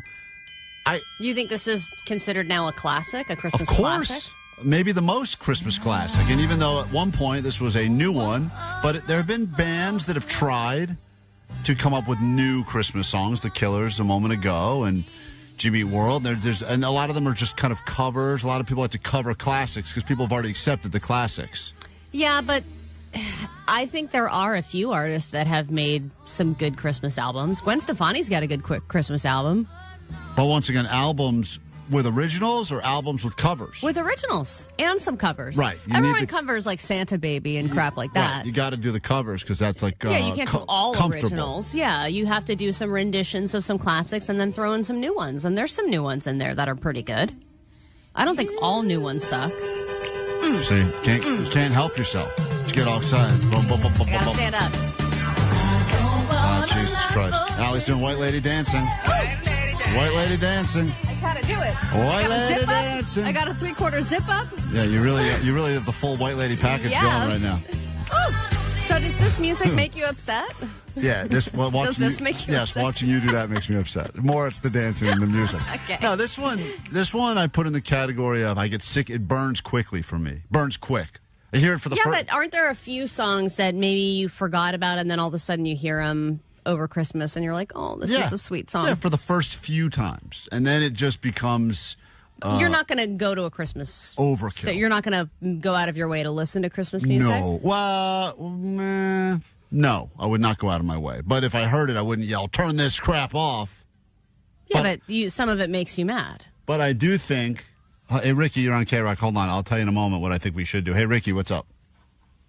I've got the best Christmas song. All right. Fairy Tale of New York by the Pogues. Yeah, listen, people will argue that there's some rogue classics that don't get the same respect as, let's call it, a Mariah Carey or a Bing Crosby or whatever, right? But I still think that it's been a few years. Can you think of the last, I know you're going to say Gwen Stefani, but can you think of the last new Christmas song that, like, actually cut through and, like, actually made some... Christmas in Hollis? That's Beastie Boys from, I don't even know how many years ago. I mean, Run DMC from however long ago that is. It's in the 80s. That's so old. That's 40 years old at this point. Still. It's way newer than Jingle Bells. It's newer. It's not newer. I don't think that's newer than the Mariah Carey one, though. No. I don't think so. My point is this. There was that Kelly Clarkson one that was good. There is? Yeah, there's a good Kelly Clarkson one. Vanessa knows. Hold on. Come on, I Vanessa. actually don't know. Come on. Kelly Clarkson? I only know Spanish Christmas music. I know it. That song's good. That song's trash, but it's like it's good trash. Classic. Yeah, it's like trashy. Johnny likes Christmas music, don't you? I'm down with Christmas music so much. It's actually really good. And you like new stuff too, right? I like when they cover the old stuff, but like new Christmas music is trash. What's this? I got the Kelly Clarkson folder open now. What's her song? We have a Kelly Clarkson folder? Yeah, it's very limited, though. I don't know. I think it has Christmas in it. Yeah, just put the word Christmas. Yeah. No, it doesn't come up. I'm going to play you this one, though, because Allie mentioned Kelly Clarkson. I don't think this is Christmas related, but this will make Pantyhose Greg happy. A moment like this, Kelly Clarkson on KROQ. Oh, yeah. Is this not Christmas, though, right? No, it's not. It's a good song, though. Man, Kelly Clarkson was great. That's all we have in the folder, by the way. It's this song. It's a few versions of this song. That's all we have. Underneath the Tree. Do you have that one? Yeah, I'm sure I could find it. This system is not really well executed because this is why they don't like us. It's not Kelly Clarkson friendly. It's not Kelly Clarkson friendly, sadly. So you don't think that there's any way someone has cut through with a new Christmas song that has hit in the way that All I Want for Christmas has? I know that there have been, like Blink has done I Won't Be Home for Christmas. But once again, covers of classic songs, right? But has there been a new one? What about that We Are the World song? We Are the World? The U2 one where it was like everybody's... Is that everyone's Christmas? on it? That's not Christmas. That's a charity thing for Africa.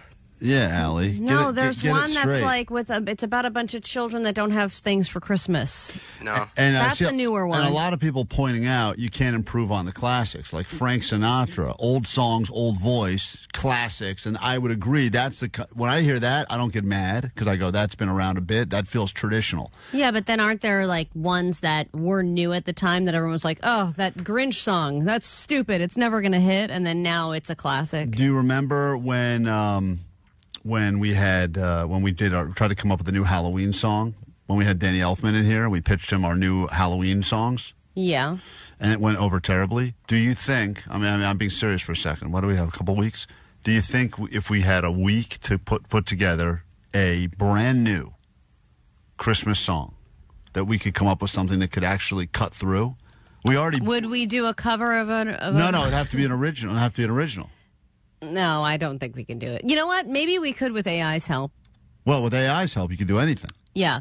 Then we could create an old school sounding classic Christmas song, but new. Last year, we did unveil this original song. This was not a Christmas song, but this was paying tribute to that week between Christmas and New Year's, the week that no one really seems to know what to do with. And we did write a song, and it was performed by Wolves of Glendale. This was the song. It had a bit of a... There's Hanukkah, Kwanzaa, and Christmas.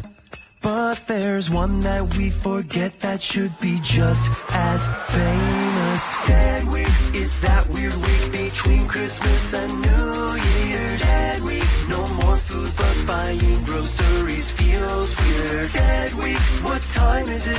No one knows. Dead Week, it's been 5 days and you're in the same clothes. Dead Week. Captain Crunch for dinner, string cheese for lunch. Something feels wrong, I have a hunch it's Dead Week. Dead Week, an original song that we put together last year to celebrate that one random week between Christmas and New Year's. But we don't have a Christmas song, and I feel like we should do it. So the challenge... we have to think about what's it going to be about first off. Yeah, It's going to be about snow, Christmas in L.A. You could do all the same. There's a million things. All those old tropes. You could do any of that stuff. Work it in. So... I think Christmas in LA is a good topic. Yeah. Are we working on this solo and competing or together? Let's write together. Oh, man. Like a family. A collab? Because the Killers do have a Christmas, I believe specifically LA Christmas song. I think. Well, let's beat it. I'd like to write my own if we could. I want to try. Oh, Johnny's going solo already. All right, We're breaking up the band. All right, so next week then. We have 1 week to go because that gives us enough time to get it. That is not enough time. It is. 1 week with AI? We could probably do it in 5 minutes. Can you just be a producer on it and not sing? On mine, I will not be singing. Okay, good. Yes. Don't worry. I don't think you should sing. I already know how I'm going to get to sing my song. Vanessa. Nope. Someone else in the building, though. Justin the engineer? Yep. Mr. Oh, man! Mr. Dynamite himself. Can't forget it. We got to take a break. We get back in a second. I know you're listening for a very specific song this hour, but also your Foo Fighters tickets will be coming up momentarily here on KROQ. It seems like all of LA is starting to get into the Christmas spirit. KROQ Almost Acoustic Christmas 2025. Presented by Pepsi. December 13th, Kia Forum. This is Amy Lee from Evanescence. Tim from Rise Against. Tyson from the All-American Rejects. Keep it on KROQ to win. And what do you want for Christmas?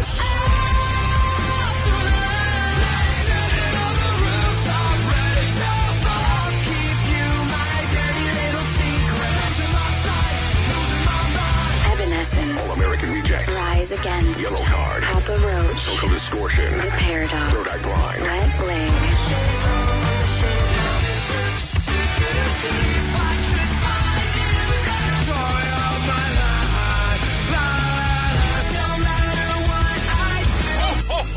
We'll tell you a song to listen for. Hear it. And Color 20 wins their way into KROQ Almost Acoustic Christmas 2025. Tickets at Ticketmaster. Proceeds benefit Outwood Junior Youth Center and Power Los Niños. KROQ Klein Alley Show. How would you like to go see the Foo Fighters? All we're asking from you right now is a story involving pity. This is something that we are calling I Pity the Foo. And we didn't spend a lot of time coming up with it, but I hope that you spent a lot of time. And by we mean Klein. It was pitched. I had nothing to do with it. It was pitched many times, and no one said anything. So we said, let's just throw it in. So the reality is, this is that time of year where everyone tugs on the heartstrings to receive a little charity, and that is why the Foo Fighters are doing this show at the Forum. It makes perfect sense. They're asking you to not just go buy tickets online. You have to actually get in line if you want to buy tickets in real life, happening on Sunday at noon. But if you want one from us, you have to have a story. You have to have a story. Why should we pity you? You are the Foo. We will pity the Foo, and the result of this will be Foo Fighters tickets. And there's a lot of reason why people want pity these days. And obviously there's the big stuff. But we're not necessarily looking for those big things because we're not going to be able to solve those problems. But maybe there's something else that happened. Like this morning, you stopped, spent $5 on a big, tall coffee, put it on the roof of your car, got in your car, drove off, and your coffee spilled all over the place. That is pity-worthy and potentially will result in you getting some tickets to see the Foo Fighters at a charity show. So here is the question once again. You, of course, have something that needs pity. We will give you our pity. Yeah, we have plenty of pity. Plenty of pity. We can give it to you. We have some for ourselves. And we will also reward one of you with some tickets to see the Foo Fighters at a show that is happening in January on Dave Grohl's birthday at the Forum. You'll win those tickets before you can even buy them. So, as we pity the Foo, we will take your calls at 800-520-1067. We pity you with Foo Fighters tickets after Blink on KROQ.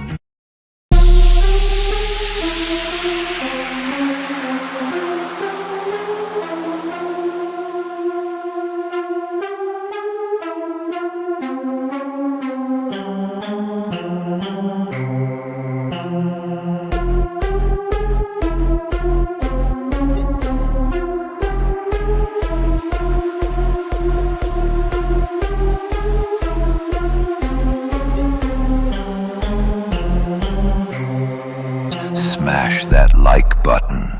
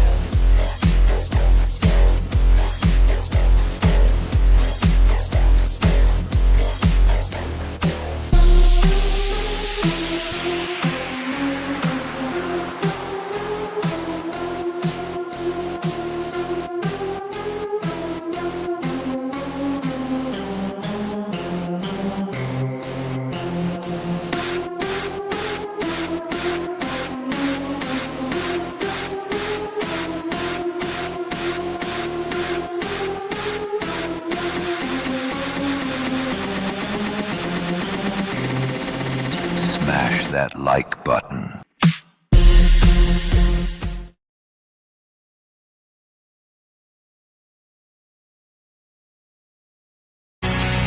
Time for our pity as we pity the Foo for Foo Fighters tickets, and you could be the receiver of said tickets to a show that is happening January 14th, Kia Forum, a show benefiting Hope United on Dave Grohl's birthday. He's decided to give back, inspired to announce this show on Giving Tuesday this week, and we are giving you tickets right now as we hear your stories of pity.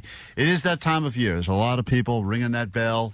Charity cases out there. In fact, Kevin Ryder sent me a text the other day. I didn't realize this. Omar's not here to defend himself, but he said, just a reminder, I don't know if you're aware of this, but Omar Khan hates the Salvation Army bell ringers. Oh, he does. Yes, Hates he has them with said a passion. That. But I feel like I don't see them around that much anymore. I have not seen them yet. I think they were getting robbed a lot. Is that what was going on? I think so. Yeah, it was I think a it's good, too dangerous. easy. It was a bright red kettle full of money. Yeah, so by just Omar. grab it. Yeah, Omar was trying to shut them down one by one. So he'll have to defend his. That's a real shame and hateable thing about Omar. But he's not here to defend himself this week, so we'll bring it up again next week. In the meantime, why do you deserve our pity as we pity the Foo for Foo Fighters tickets? A holiday classic. And we say good morning right now to Christina on KROQ. Why should we pity you with Foo Fighters tickets, Christina? So this morning I tried to put an earring in going to work, and my earring hole has closed up after 51 years. And I was trying to stab an earring through, blood everywhere. I'm going to have to go and get my ears pierced again after 51 years. Let me ask you a question. How long is it for it to close up? I mean, that would imply that you have not had an earring in there in a long time. No, it's kind of been off and on for the last couple of years. And when I go to work, I'll put an earring in, and it gets sore and it gets red. And then so every couple of weeks I put one in. But then today it was just done. It was like, nope, no more. It's funny to see this woman sitting in the window of a Claire's at the mall having to get re-pierced after 51 years. Yeah, I mean, at this point, why wouldn't you just not get pierced again? Just have them close it up shop. Because I have so many great earrings that I want to wear. That's a good point. All you know, right. I relate to this woman. I don't have my ears pierced anymore. I had to wear clip-ons to my wedding. You don't have your ears pierced anymore? They closed up. What? I just don't, I'm not a lady. I don't wear earrings that much. So then it was the same thing was happening. I would try it, and then my ear would get all sore. And I was thought like, you pierced your ear when I got my nipple pierced at that place. Yeah, I have those piercings. I up like top, but not the standards. Not the standards. Huh. No, they don't. They you can see part of a hole, but I don't know what would happen if I tried to get through the rest of it. Amazing for a woman that loves holes as much as you do that your own holes have closed up. But I would consider getting them pierced again. Wow. All right. Well, that's we take pity on you. That's interesting. We pity you, Foo. We pity that Foo right there. But do we pity her with Foo Fighters tickets? That is a great question. Hey, Alec on KROQ. Good morning. Why should we pity you this morning? Good morning, guys. Good morning. So this morning I woke up, I grabbed my lunch out of the fridge and headed to work. As soon as I got to work and I opened the container, there was mold growing on a bean soup that, I had. Oh. I said, it's okay. I have my debit card. I searched through my wallet and my jacket, and I realized I left my debit card right there on my dresser. Oh, no, you don't have Apple Pay? Man, so the guy Nope, and I didn't even put my card in my wallet. Oh, so the guy, lunch. So I pity this man for a few reasons. One, he's had a lunch that he packed. He did the smart thing, pre-planned, had something packed, got there all molded over. Disgusting. And it sucks that it was not the best. I mean, a bean soup is not the best I feel like lunch. the mold- It could be good, but Right. The mold maybe was the best thing that could have happened to you. You get stuck eating bean. But by the way, great for your coworkers. They didn't have to sit next to you after your like, bean God, soup. he brought bean soup again. Thank God it was moldy. But I Can't do eat it. know the feeling of bringing something. I've done that before. That is a terrible. Brought stuff here, realized it was not good, and then I was like, damn. And then your stomach is just eating itself, and you have no options. All right. Well, we pity you, Foo. Because you also have to rely on any kind of charity within your workplace to help you get some lunch, and that's not good when you have to depend on your coworkers for stuff. We give you all pity, but only one of you will leave here with pity and Foo Fighters tickets. And we say hi to Megan on KROQ. Good morning. Hi, good morning. So this weekend, I was in Vegas with my mom. We were walking on the Strip, and she volunteered me for some pictures with some stripper-looking ladies. They handcuffed me before I could say anything, started spanking me, and groped me. And then they demanded bail from my mom before they would let me go. It was a wonderful weekend. What did they pay? What did you have to pay for them to release you? I know these. They wanted $70 each, but she only gave them $20 each. Yeah, She thought it'd be a fun, like you're walking down the Strip. It's like kind of like Hollywood Boulevard. You would I think, didn't know it got that serious. yeah, they take it seriously there. Well, they realize, listen, you wear a Spider-Man suit. There's not that many people are going to stop. I mean, they'll stop, but then they don't want to give you money for the picture. And then, it's a good idea, though. I'm not going to take these handcuffs off you and stop whipping you. It's funny that she's like reluctant anyway, and it's her mom fine, and then she's like getting spanked in front of her mother. Like, goddamn, Mom. Hey, we're in Vegas. You got to do it, honey. Come on, you got to get spanked by the police officer. And then they go, they want money or they won't release her. What would have happened if they hadn't given money? Like borderline a hostage I situation know. right there on the Strip. Hugely of Vegas. problematic. All right. Well, that's we pity you, Foo. I pity her for sure. Say hi to this can't be this person's name. It's written as Dorit. I'm going to assume this is a Vanessa screen call. Doris? You're wrong, actually. Hey, Dorit? Dorit, like Doritos. Hey, Told you. Doritos. Welcome to KROQ, and nice to meet you. Why should we take pity on you? Her name? Oh, because... You're a very hungry mother that wanted to name you after a chip. Hey, put some respect on Dorit's name. All right. I wish your brother Cool Ranch had called, but we'll talk to you instead. What's up? My son ran over a pothole, massive pothole, blew out his tire, cost us $550 to replace. Yeah. That is... Should have gone to American Tire Depot. That's why I always spread the good word about American Tire Depot, but also when kids do something that then costs you as an adult a lot of money to fix, it is so much more aggravating than if you had done the thing yourself. Really? I think so. Because I feel like there's a level of like, well, I can't control this versus, I am so stupid. I wish I could just go back in time and make a different decision. No, because you get none of the enjoyment of whatever you did. That, you know, if you're having fun hitting golf balls in the backyard and you shatter a window, at least you had the fun of that. But when a kid is running headfirst into a window and shatters it, you're like, God, that sucks. Right. I pay for that. Well, there's no fun in running over a pothole in general. No. But it is true. Yeah, I unless you're hate doing it a when your rental kids car. cost you unexpected money. Fun in a rental car, Allie. Let me say hi to Manny. Yes, Manny, good morning. You're on KROQ. Hi, why should we pity you? Good morning. So Tuesday night at about 11:30 at night, my wife barges into the room and tells me that our dog is dying. Our dog is 12, and she basically just literally lifted her head. A bunch of blood came out of her. Spazzed out and just died in front of my 13-year-old. Oh, my God. Manny. Oh, no. That's Yeah. so sad. Well, she actually came back kind of to life for like a minute. We rush it to the ER. Doc is like, hey, the dog's just trying to pass. So my daughter, who is like her best friend, she's 13, had to hold the dog the entire time while we had to put her down. Oh. And it just so happens that Foo Fighters is my daughter's favorite band. So kind of just trying to make her a little happy.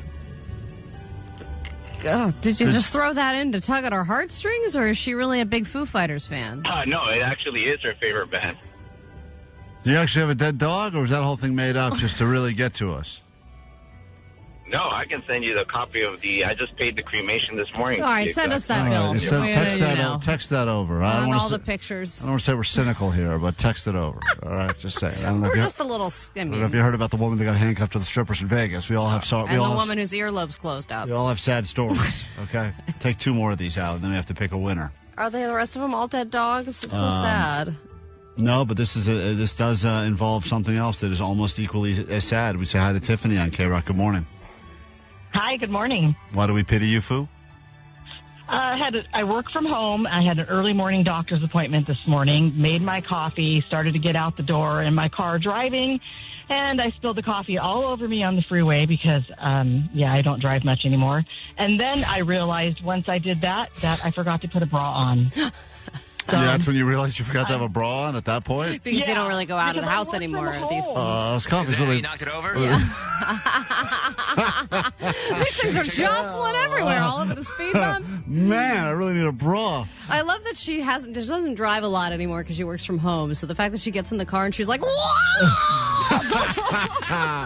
Oh, this is crazy. Like it's the Indiana Jones ride. She hits a bump, all of a sudden her giant breast knocks over her coffee. My bra, it's not there. Well, listen, we pity you, Foo. For sure, Allie. It's not about making fun of, it's about pitying. That's such a sad picture. Maria, we give you the final one. We just heard about a sad dead dog story, so let's go ahead and raise your spirits with potentially a happy dog story. Hi, Maria. Hi, good morning, Sweet Dibbits. Sweet Dibbits. Why should we pity you, Foo? All right, so my coworker gave me one of her dogs because she didn't want the dog anymore.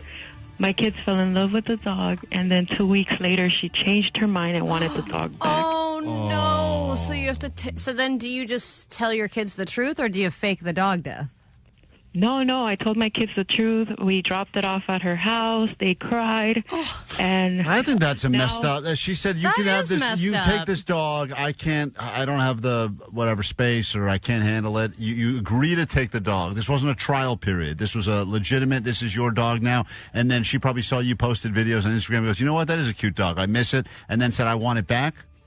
Yes, that's exactly what happened. Well, it's like seeing your ex on Instagram with someone new. Right, all of a and sudden you're like, you know what? Actually, she was hot. Right. What did I do? I can't believe I couldn't I put up want with you back. All right, wow. All right, Allie, a lot of pity. We pity all these foos. And for everyone we couldn't get to on the phone, there's a lot of pity out there. And my heartstrings are all tugged at in all sorts of different directions. Now we have to make a very important decision. God, it's between dead dog and earlobes.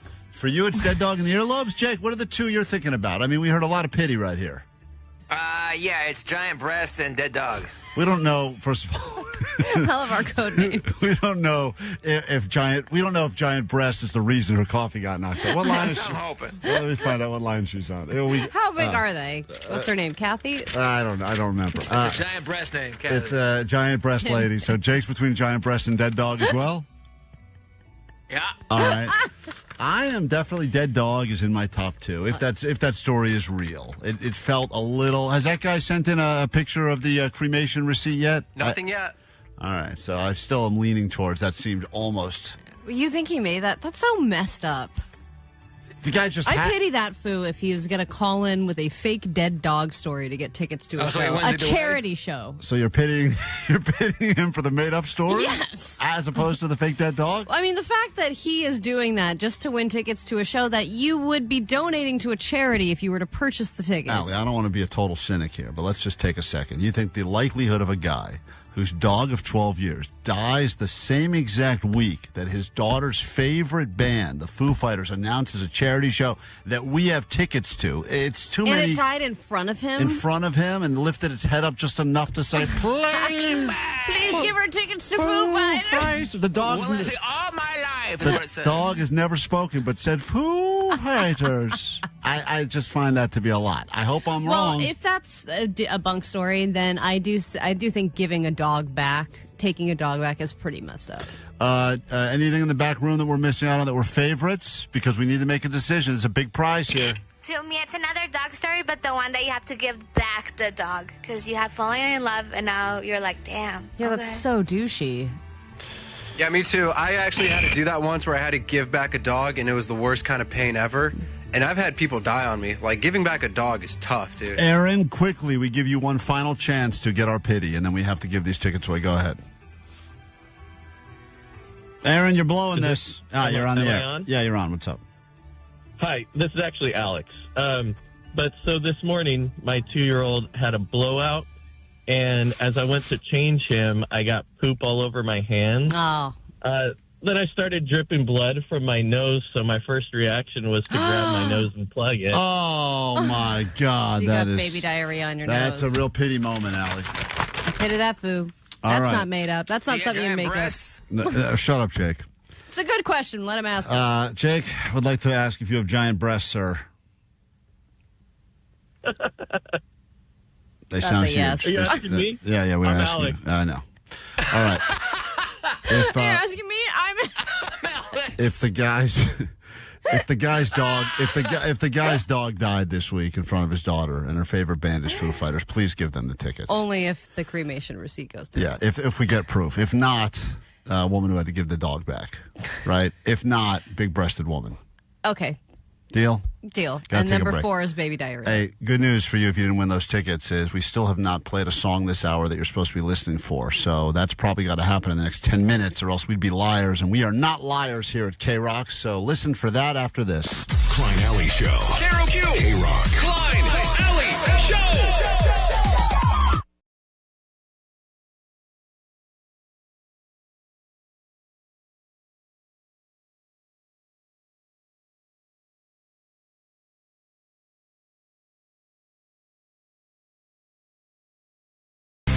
Lots to get into, including a whole new hour of the show, complete with your El Cheapo on this Thrifty Thursday. The question El Cheapo has for you, did you learn a skill just to try to save money in doing something? And I don't know if that backfired on you, Allie, but I feel like it probably did, and we'll get to that next hour on the show. Let me say hi right now to John from Orange. Good morning, John. Good morning. You are How's it calling. going? Why are you calling? Calling for tickets to Almost Acoustic Christmas. You are the 20th caller after the correct song by Evanescence, so let's go ahead and invite you to join us Shout at out the forum. Netbangers. Netbangers watching along on YouTube. Thank you right. for your And interaction Vanessa with the show. Answering the phone like an adult. Vanessa answered the phone like an adult. What did she say? What do you mean? She said, "What's your name?" And I said, "My name's John from Orange," and she did it.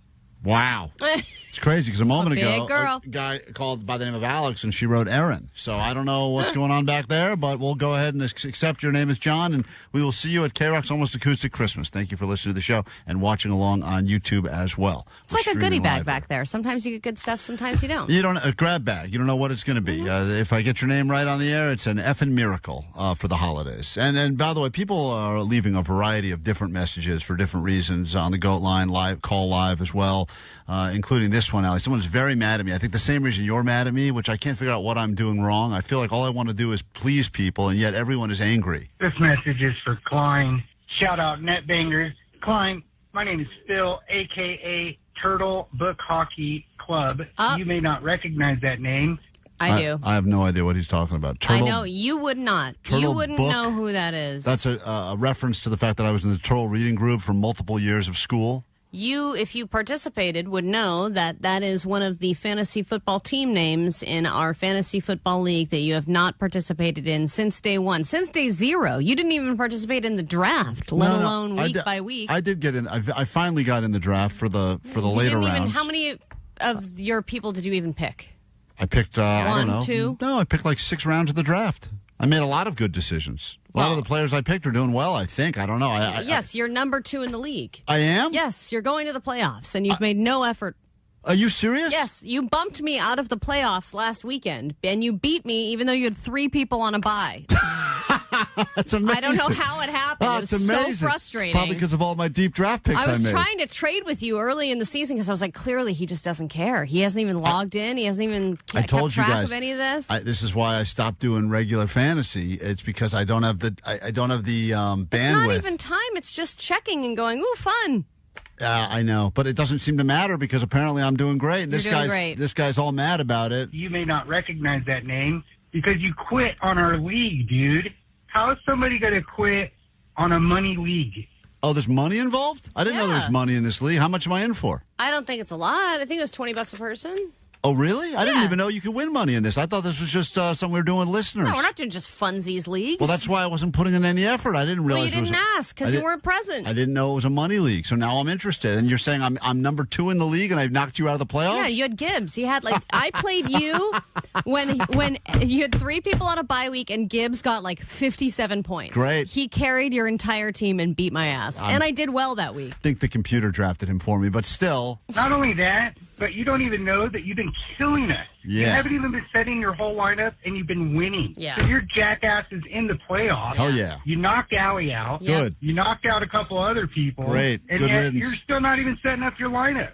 And I'm going to be pissed off as all hell if you end up taking this whole thing and you don't even know it. That's weak, dude.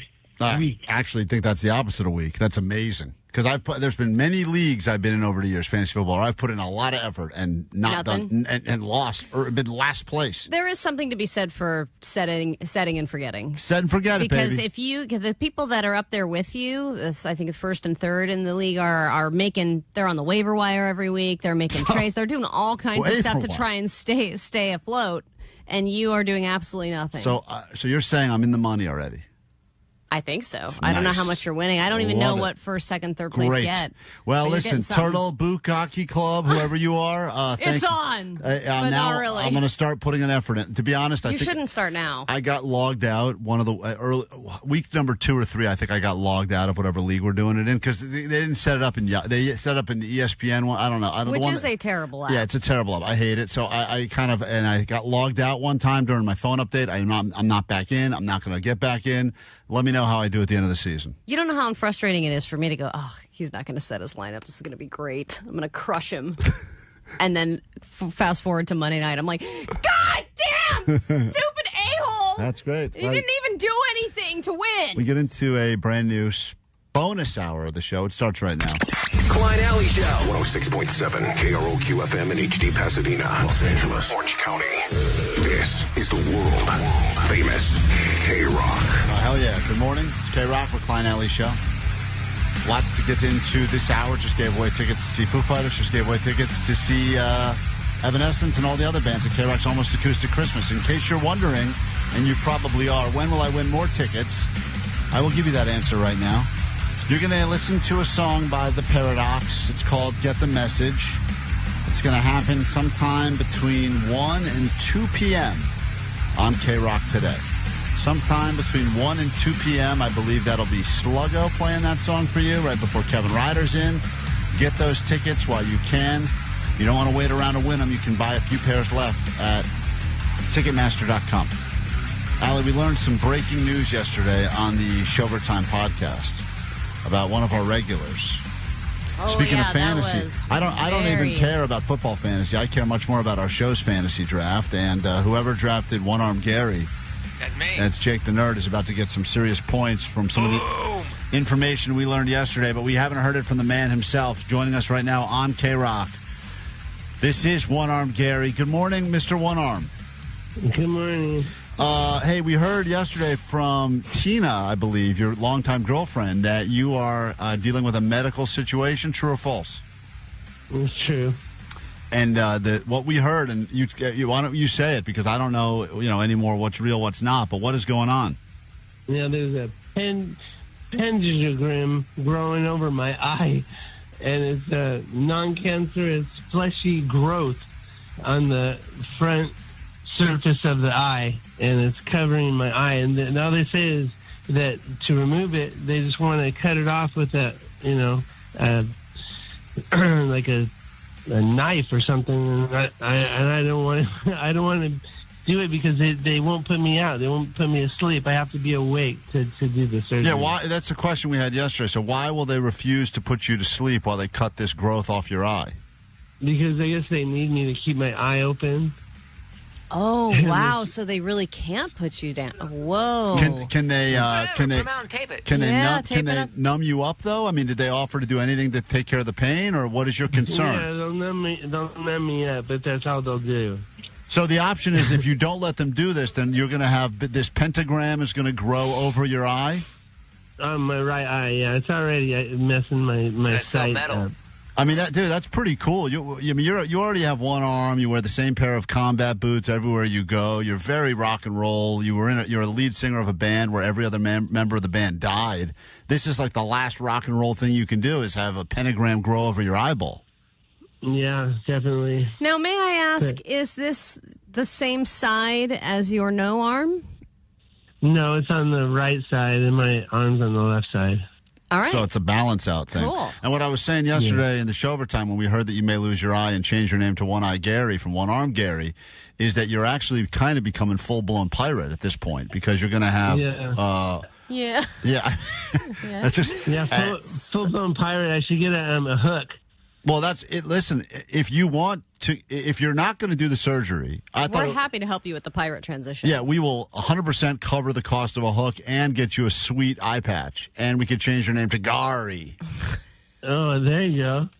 No, there we don't go. I'm not going to get the surgery though because I mean, if they won't put me out, I'm not going to do it. So you're just going to let yourself go blind in your right eye? Well, I guess so. Better than cutting it off with a knife. I don't, Yeah, but I believe, I'm not a doctor, Gary, but I do believe that a lot of surgeries get performed on people that have to be, awake, I guess, for part of it. And they do Twilight, or don't they do something called? Yeah, they must do something to at least have you not feel pain. But what's I guess you have to watch. I mean, that's a crazy thing to think about because usually, okay, so you're getting a surgery done, you close your eyes, it's over. But in this particular case, he has to have his eyes open, and the surgery is on the eye that has to be open. That is a mental thing that I would say would be hard for a lot of people to deal with. But if the option is that, or you keep your eye open. Well, yeah, but if you decide I will lose vision in this eye, or I have to sit there and let them. How long do they say this thing is? Is it an hour-long surgery or less? It's less than that. But I think it's probably pretty short. Because if you think about LASIK, right? I got LASIK, and that is they give you some Valium. They put some numbing drops in your eye. You can't feel anything. And yes, you are awake with your eyes open. Well, and laser you beam smell somebody. Yeah, you smell your own eye burning, and you can feel the laser on your eyeball taking things off, putting things in. There's crazy stuff happening, but you can't feel any of it, and then it's over, and you can see great. So I'm sure in the long run, it's a better benefit, right, Gary? That'd be great if I could do that. I'd do that in a heartbeat. But they're telling me they got to cut it off with a knife. I mean, it's just not good sounding that good. So currently you have a piece of fleshy skin. What is this condition called you have? Is this scurvy or something? Is it a pirate disease? No, it's P-T-R-Y-G-I-U-M. Pentagram. That's so many letters. You sure that wasn't the eye chart you were reading to figure out? I know. Are you sure that's not just line 2? Sir, it turns out you can't read at all. And you have This is what you have. Read it letter by letter. Hey, so Gary, all joking aside, we'd like to be able to help you however we can. So what is it that we can do? Is it the eye patch route and the hook? In which case, we'll do that. If you want to, yeah, I'm looking at an eye patch, and hopefully I can make some points for Jake. Is this the loose skin? Is it like flapping over your eyelid? No, it's growing over it. Uh-huh. It's the knife. If they did it with a laser, you'd be okay with it. Oh, sure. Of course. So if we find someone that could take this off with a laser beam, You'll do it? You'll do it. But you do not want someone to do it with a knife. Yeah, I'll do the laser, but not the knife. Did you go to a real doctor, or was this one of those, like, doctor? One of your boat friends. The real doctor, yeah. In an office elevator in the building? He used the hammer first so she wouldn't feel the knife. The hammer? I don't think you're Why going is there a hammer? I don't think you're going to a real doctor, dude. If I use the flag. Those were lyrics to a song. I used the hammer first so she wouldn't feel the knife. I know, but we're trying to be serious. This is a real medical condition you're dealing with, right? Yeah. It is. Someone claims they know what they're talking about. It's like a 10-minute surgery, and it won't hurt at all during the process. I don't know if they've done exactly what you're doing. If anyone knows anyone that's had flesh growing over their eyeball. 714 said my husband has similar growth and that it was fine. It was not a big deal. So, Gary, I don't want to talk you out of going full pirate. I think it'd be great for us. What's happening in the What is that back there? Is that Tina? Yeah, that's Tina. She's laughing because I'm going to get a surgery. Are you a different surgery or the same one? No, the same one. She's just laughing at me. All right. What does she think you should do? Will she love you even with one eye? I think you should try to have it, but I wouldn't want him to do my eye. She doesn't want to do it in her eye, but she wants you to have it. Hey, Ricky, you're on KROQ. Good morning. Hi, Ricky. A lot of people are fired up about this. Go ahead. Ricky, hi. Sweet did. Hi, what's up? Jake wins. The fantasy draft? Gary? One-armed Gary. Seriously. I mean, he's the MVP. One-armed Gary could be the MVP of the fantasy league this season. He does. I mean, once again, medically, he and Tina have broken up and gone back together a lot. He's gotten a lot of points for Jake there. I don't think you can call him the runaway winner of the league just yet. I mean, the Bud Light Bros haven't even thrown down their 30 beers of the day yet. Who knows what they could get into? I know, it's true. It's still it's young. a lot to keep track of. But One-armed Gary, we're thinking of you if we can help in any way. Are you going to be at our live podcast a week from today at the Hollywood Park Casino? Yeah, I will. Oh, great. We can see it in the flesh, All right, literally. good. I would love to see that, what you're dealing with. Hold on. 213 said the knife that you're thinking of, Gary, is called a scalpel. A scalpel. The doctor doesn't take a kitchen knife and just whack it off. No, his doctor's a pirate, too. Brian on KROQ, good morning. You're on with One-Armed Gary, soon to be One-Eye Gary. Yeah, he'll be fine. I just got that surgery last week on Monday for pterygium. Really? Pterygium. Oh, that's what it's called. Pterygium. It's not called That's pentagram. much easier to follow. Thank you for saying that. And and you had to sit awake while they cut the flesh off your eye? Yeah, I mean, they put something in my veins that kind of, I was awake, but I just saw light. I didn't feel anything, and it was quick. It was like... Jesus, Tina, you have a very messed up sense of humor. All right. So Brian's done the surgery. Gary, stop being such a pussy. Brian just did it. He said you'll be fine. Wow, 626 said this is called surfer's eye. You got surfer's eye, dude. Yeah, I know. Hey, Gary, is this because you're spending you spend so much time on boats. Not on the water for some reason, but you're on a lot of land boats. And aren't you currently fighting with a neighbor about a smelly boat that you've left in the neighborhood, too? Yeah, they want to kick me out of my house because I have too many boats, and he's saying that I'm clogging up the street with boats, and they want. Well, are you? It sounds like you are. How many boats do you have on your street currently? I have 4 on my driveway. You're clogging up the street with boats. Yeah. Gary. Wait, you have 4 in your driveway. How many on the street? I have 4 on my driveway, and I just bought a new one. What? I mean, another. And does it boat. run? No, it doesn't run. Right. So how many running boats do you have? 0, Allie. I have none that run. I think we found. How are you on the water getting surfer time? I think we found the one math sadder than cat math, and that is boat math. broken boat math. Jake, work on the intro. All right, so One Armed Gary.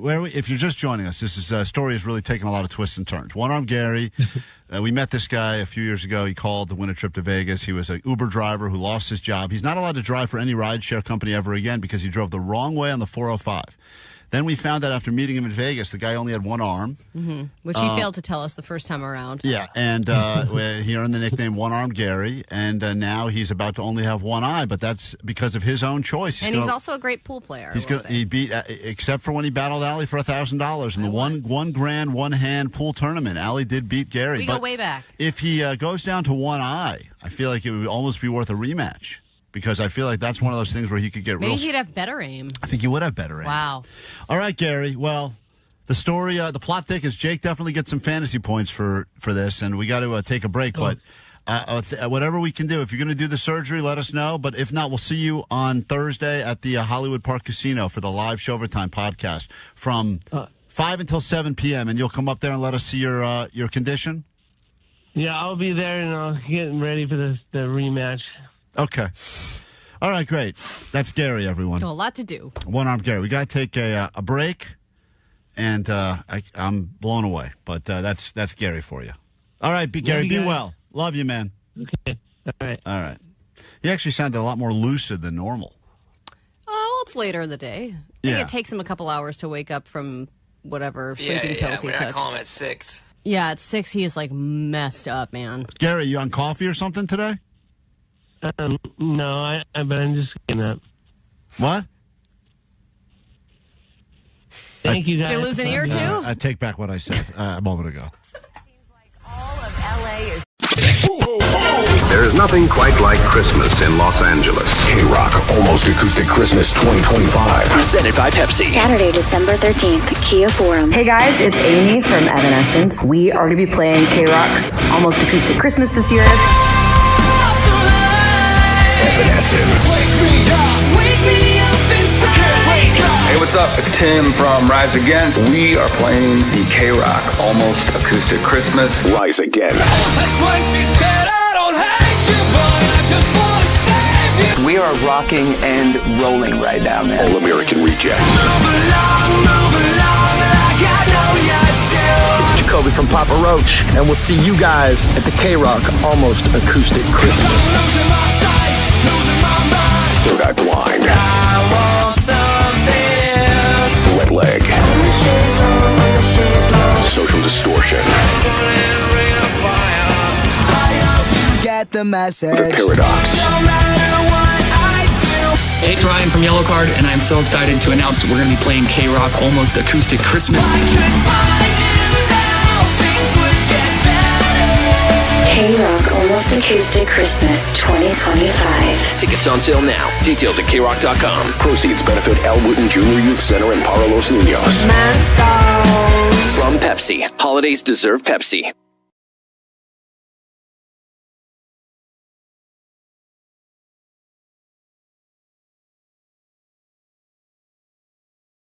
Thursday, Thrifty Thursday, which means El Cheapo is here to make us all feel better about ourselves by figuring out ways you can save money. And what she is currently doing is going to sound crazy, but it's El Cheapo, so she does this stuff all the time. I can do it.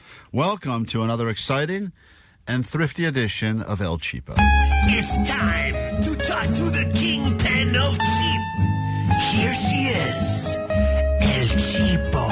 And if you want cheap tires, you can go to American Tire Depot. They are the auto care experts, and El Cheapo is brought to you by American Tire Depot. Hell yeah. And my cheap hack actually does have to do with cars, but it also has to do with a trip that I'm taking over the break. I'm doing an international trip, first one in a very long time. Got all my flights on points. I'm trying to make it as cheap as possible. And I've gotten to the part where I have Aren't to you staying in an attic in one of the you showed me a picture of one of the places you're staying. It looks like you're staying in an attic like Anne Frank. That is a quaint Christmas town house, one of those little peak-roofed houses, which is... I'm telling you, I know you think what you're seeing in the pictures, but you look at stuff optimistically, and I'm looking at it, and I go, you are staying It's cozy. You're staying in a weird German guy's attic. No, I get the whole house. You're going to be like Anne Frank, Allie. I'm warning you. I'm just telling you. Well, that's the Christmas spirit. Oh, that is. Okay, it really is. So I've gotten to the part where I have to figure out how I'm going to transport my family from one country to another. And the air train or the Euro train, very expensive. $700 for 2 people just to get around Europe, which is absurd. So well, that's if you buy unlimited train travel. 2 countries or more. And I'm going to go to 2 countries. Oh, so you don't need unlimited. I don't need unlimited, but Right. Of course they make you pay for it. And they jack up the price for the holidays. So then I move on to buses, which seems to be a lot, lugging all of your stuff from one bus to the next takes a lot longer. Then I moved on to rental cars. Now, I have chosen to rent a car in Europe, which, yes, you're going to drive on the wrong side of the road. You're going to be the steering wheel is going to be on the other side. There's some new things that you have to figure out. Is this strictly a financial decision? Are you making this decision strictly for financial reasons? Well, also, I want to be able to travel where we want. There's a couple countries that maybe, hey, we'll stop over in Belgium. Not really sure what's going to happen. Going to kind of want to figure it out as we go for some of it. But then when I got to the options, it said, would you like your car to be automatic or manual?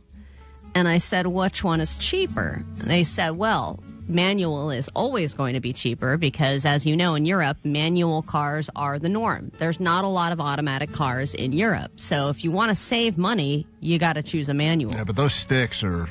I'm telling you, it's not... Do you know how to drive stick? Nope, never driven stick in my life. Oh, my God. But I am now. Ali, this is a mistake. Such a mistake. I'm going to be battling a different country, a different side of the road, different weather. One hill, you're done. And a very small car. You're a lesbian on top of it, so the stick thing is going to be all sort of... I don't know how to manage a stick. No, it's going to be all weird for you. You're not even used to it. I figured I would just watch a couple YouTube tutorials and figure that out. Or maybe there's somebody who drives a manual and can teach me how before I leave for my trip. I figured I would cross that bridge when I get to it. And maybe stall out on the bridge. How much money are you... I mean, a serious question. So you've already cheaped out on the train and then the bus. Now you're all the way in rental car. How much cheaper was it to go to stick as opposed to just regular automatic? Like, you're already... At least 100. 100 total or a day? Total. Maybe 2. Maybe 200. Not sure. But I don't want to get into a situation where... You roll backwards down a hill because you're about to. Hey, it's a good time to learn a new skill, and I'm not alone there. I was asking on our Instagram yesterday, a lot of people were saying that they have learned new skills just to avoid fees and having to pay for stuff that they didn't really want to pay for. Jason claims he did that. Jason, what skill did you learn just so you wouldn't have to pay to have it done? Yes. I learned how to do oil changes. Yeah, car stuff is those are just good skills to learn. You're just adding something new to your resume, and you're saving money in the process. How long did it take you to figure that out, Jason? Well, my father-in-law at the time taught me. I learned in probably one day. And then, but what sucks now is now that my wife, we're divorced, so now I can't do oil changes at his house anymore. So she told me I couldn't do it anymore after we got separated. So you lost the ability to do oil changes at your father-in-law's house? Yeah, divorce, that's happened. So I was doing it one time after we separated, and she said, get out of here. Oh, man, that's tough. Look, believe it or not, this story is a happy story. It's not. Okay? Nothing about that was happy. Think of the money that he has saved not doing oil changes and the amount that they charge you for some oil changes. Think about the money he lost in the divorce. Right. Well, we don't That's why he's got to change his own oil right now. That's another person on Instagram said that they learned how to do their own gel nails, and it saves them $80 a month.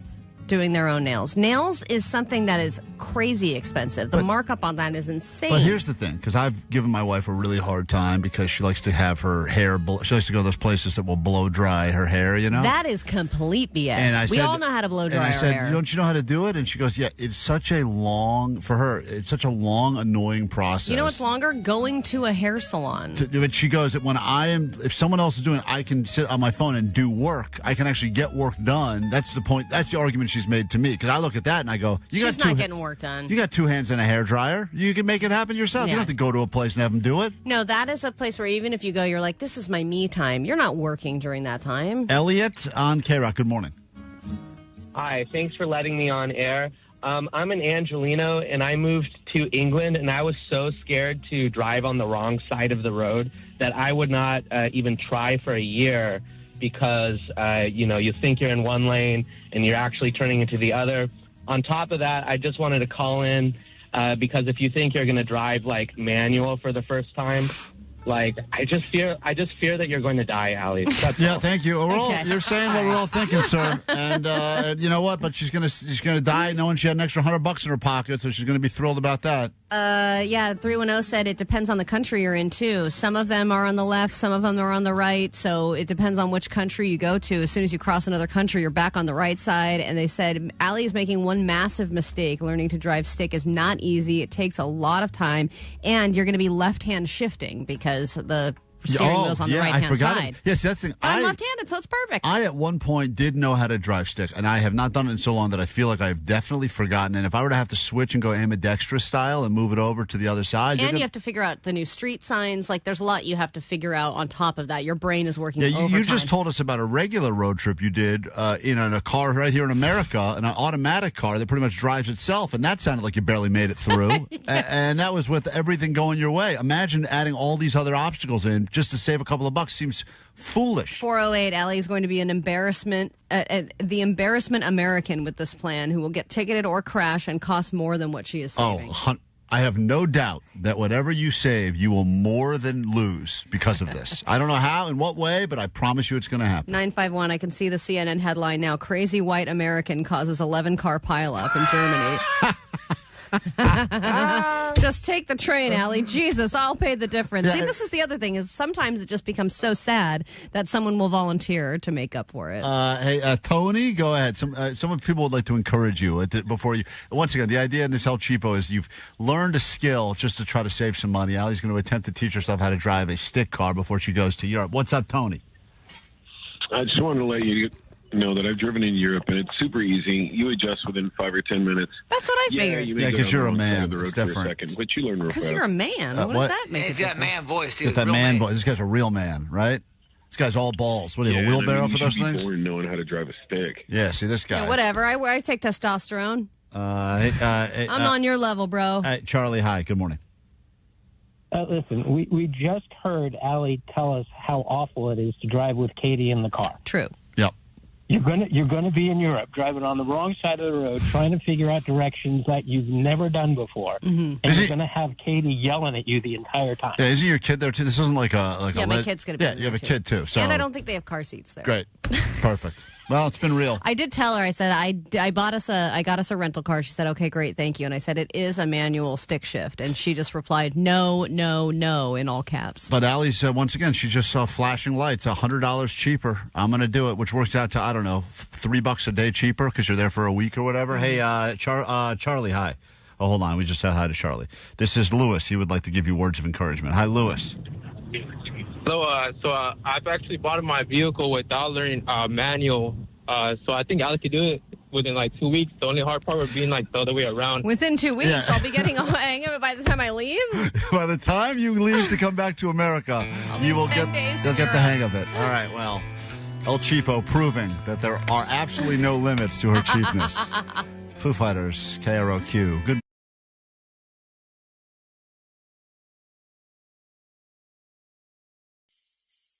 You'll never be in Santa's gang. Never be in Santa's gang. Hey, what's that? Look here. Get him! Here. I guess I'm just a misfit.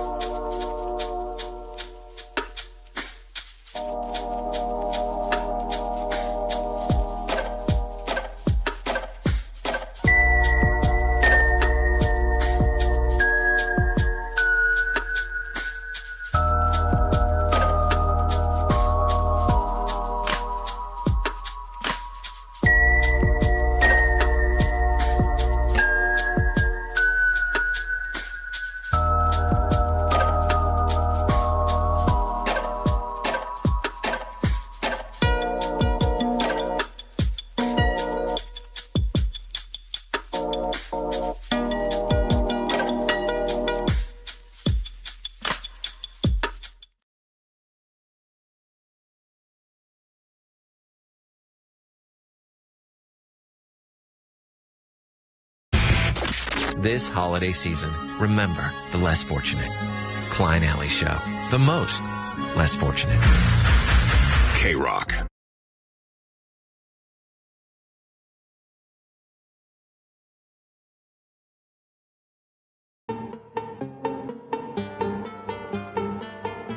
Okay, what is a succulent? What? A succulent. I don't know how to say the word. Where? Succulent? Succulent. What is a succulent? Succulent. Succulent. What's a succulent?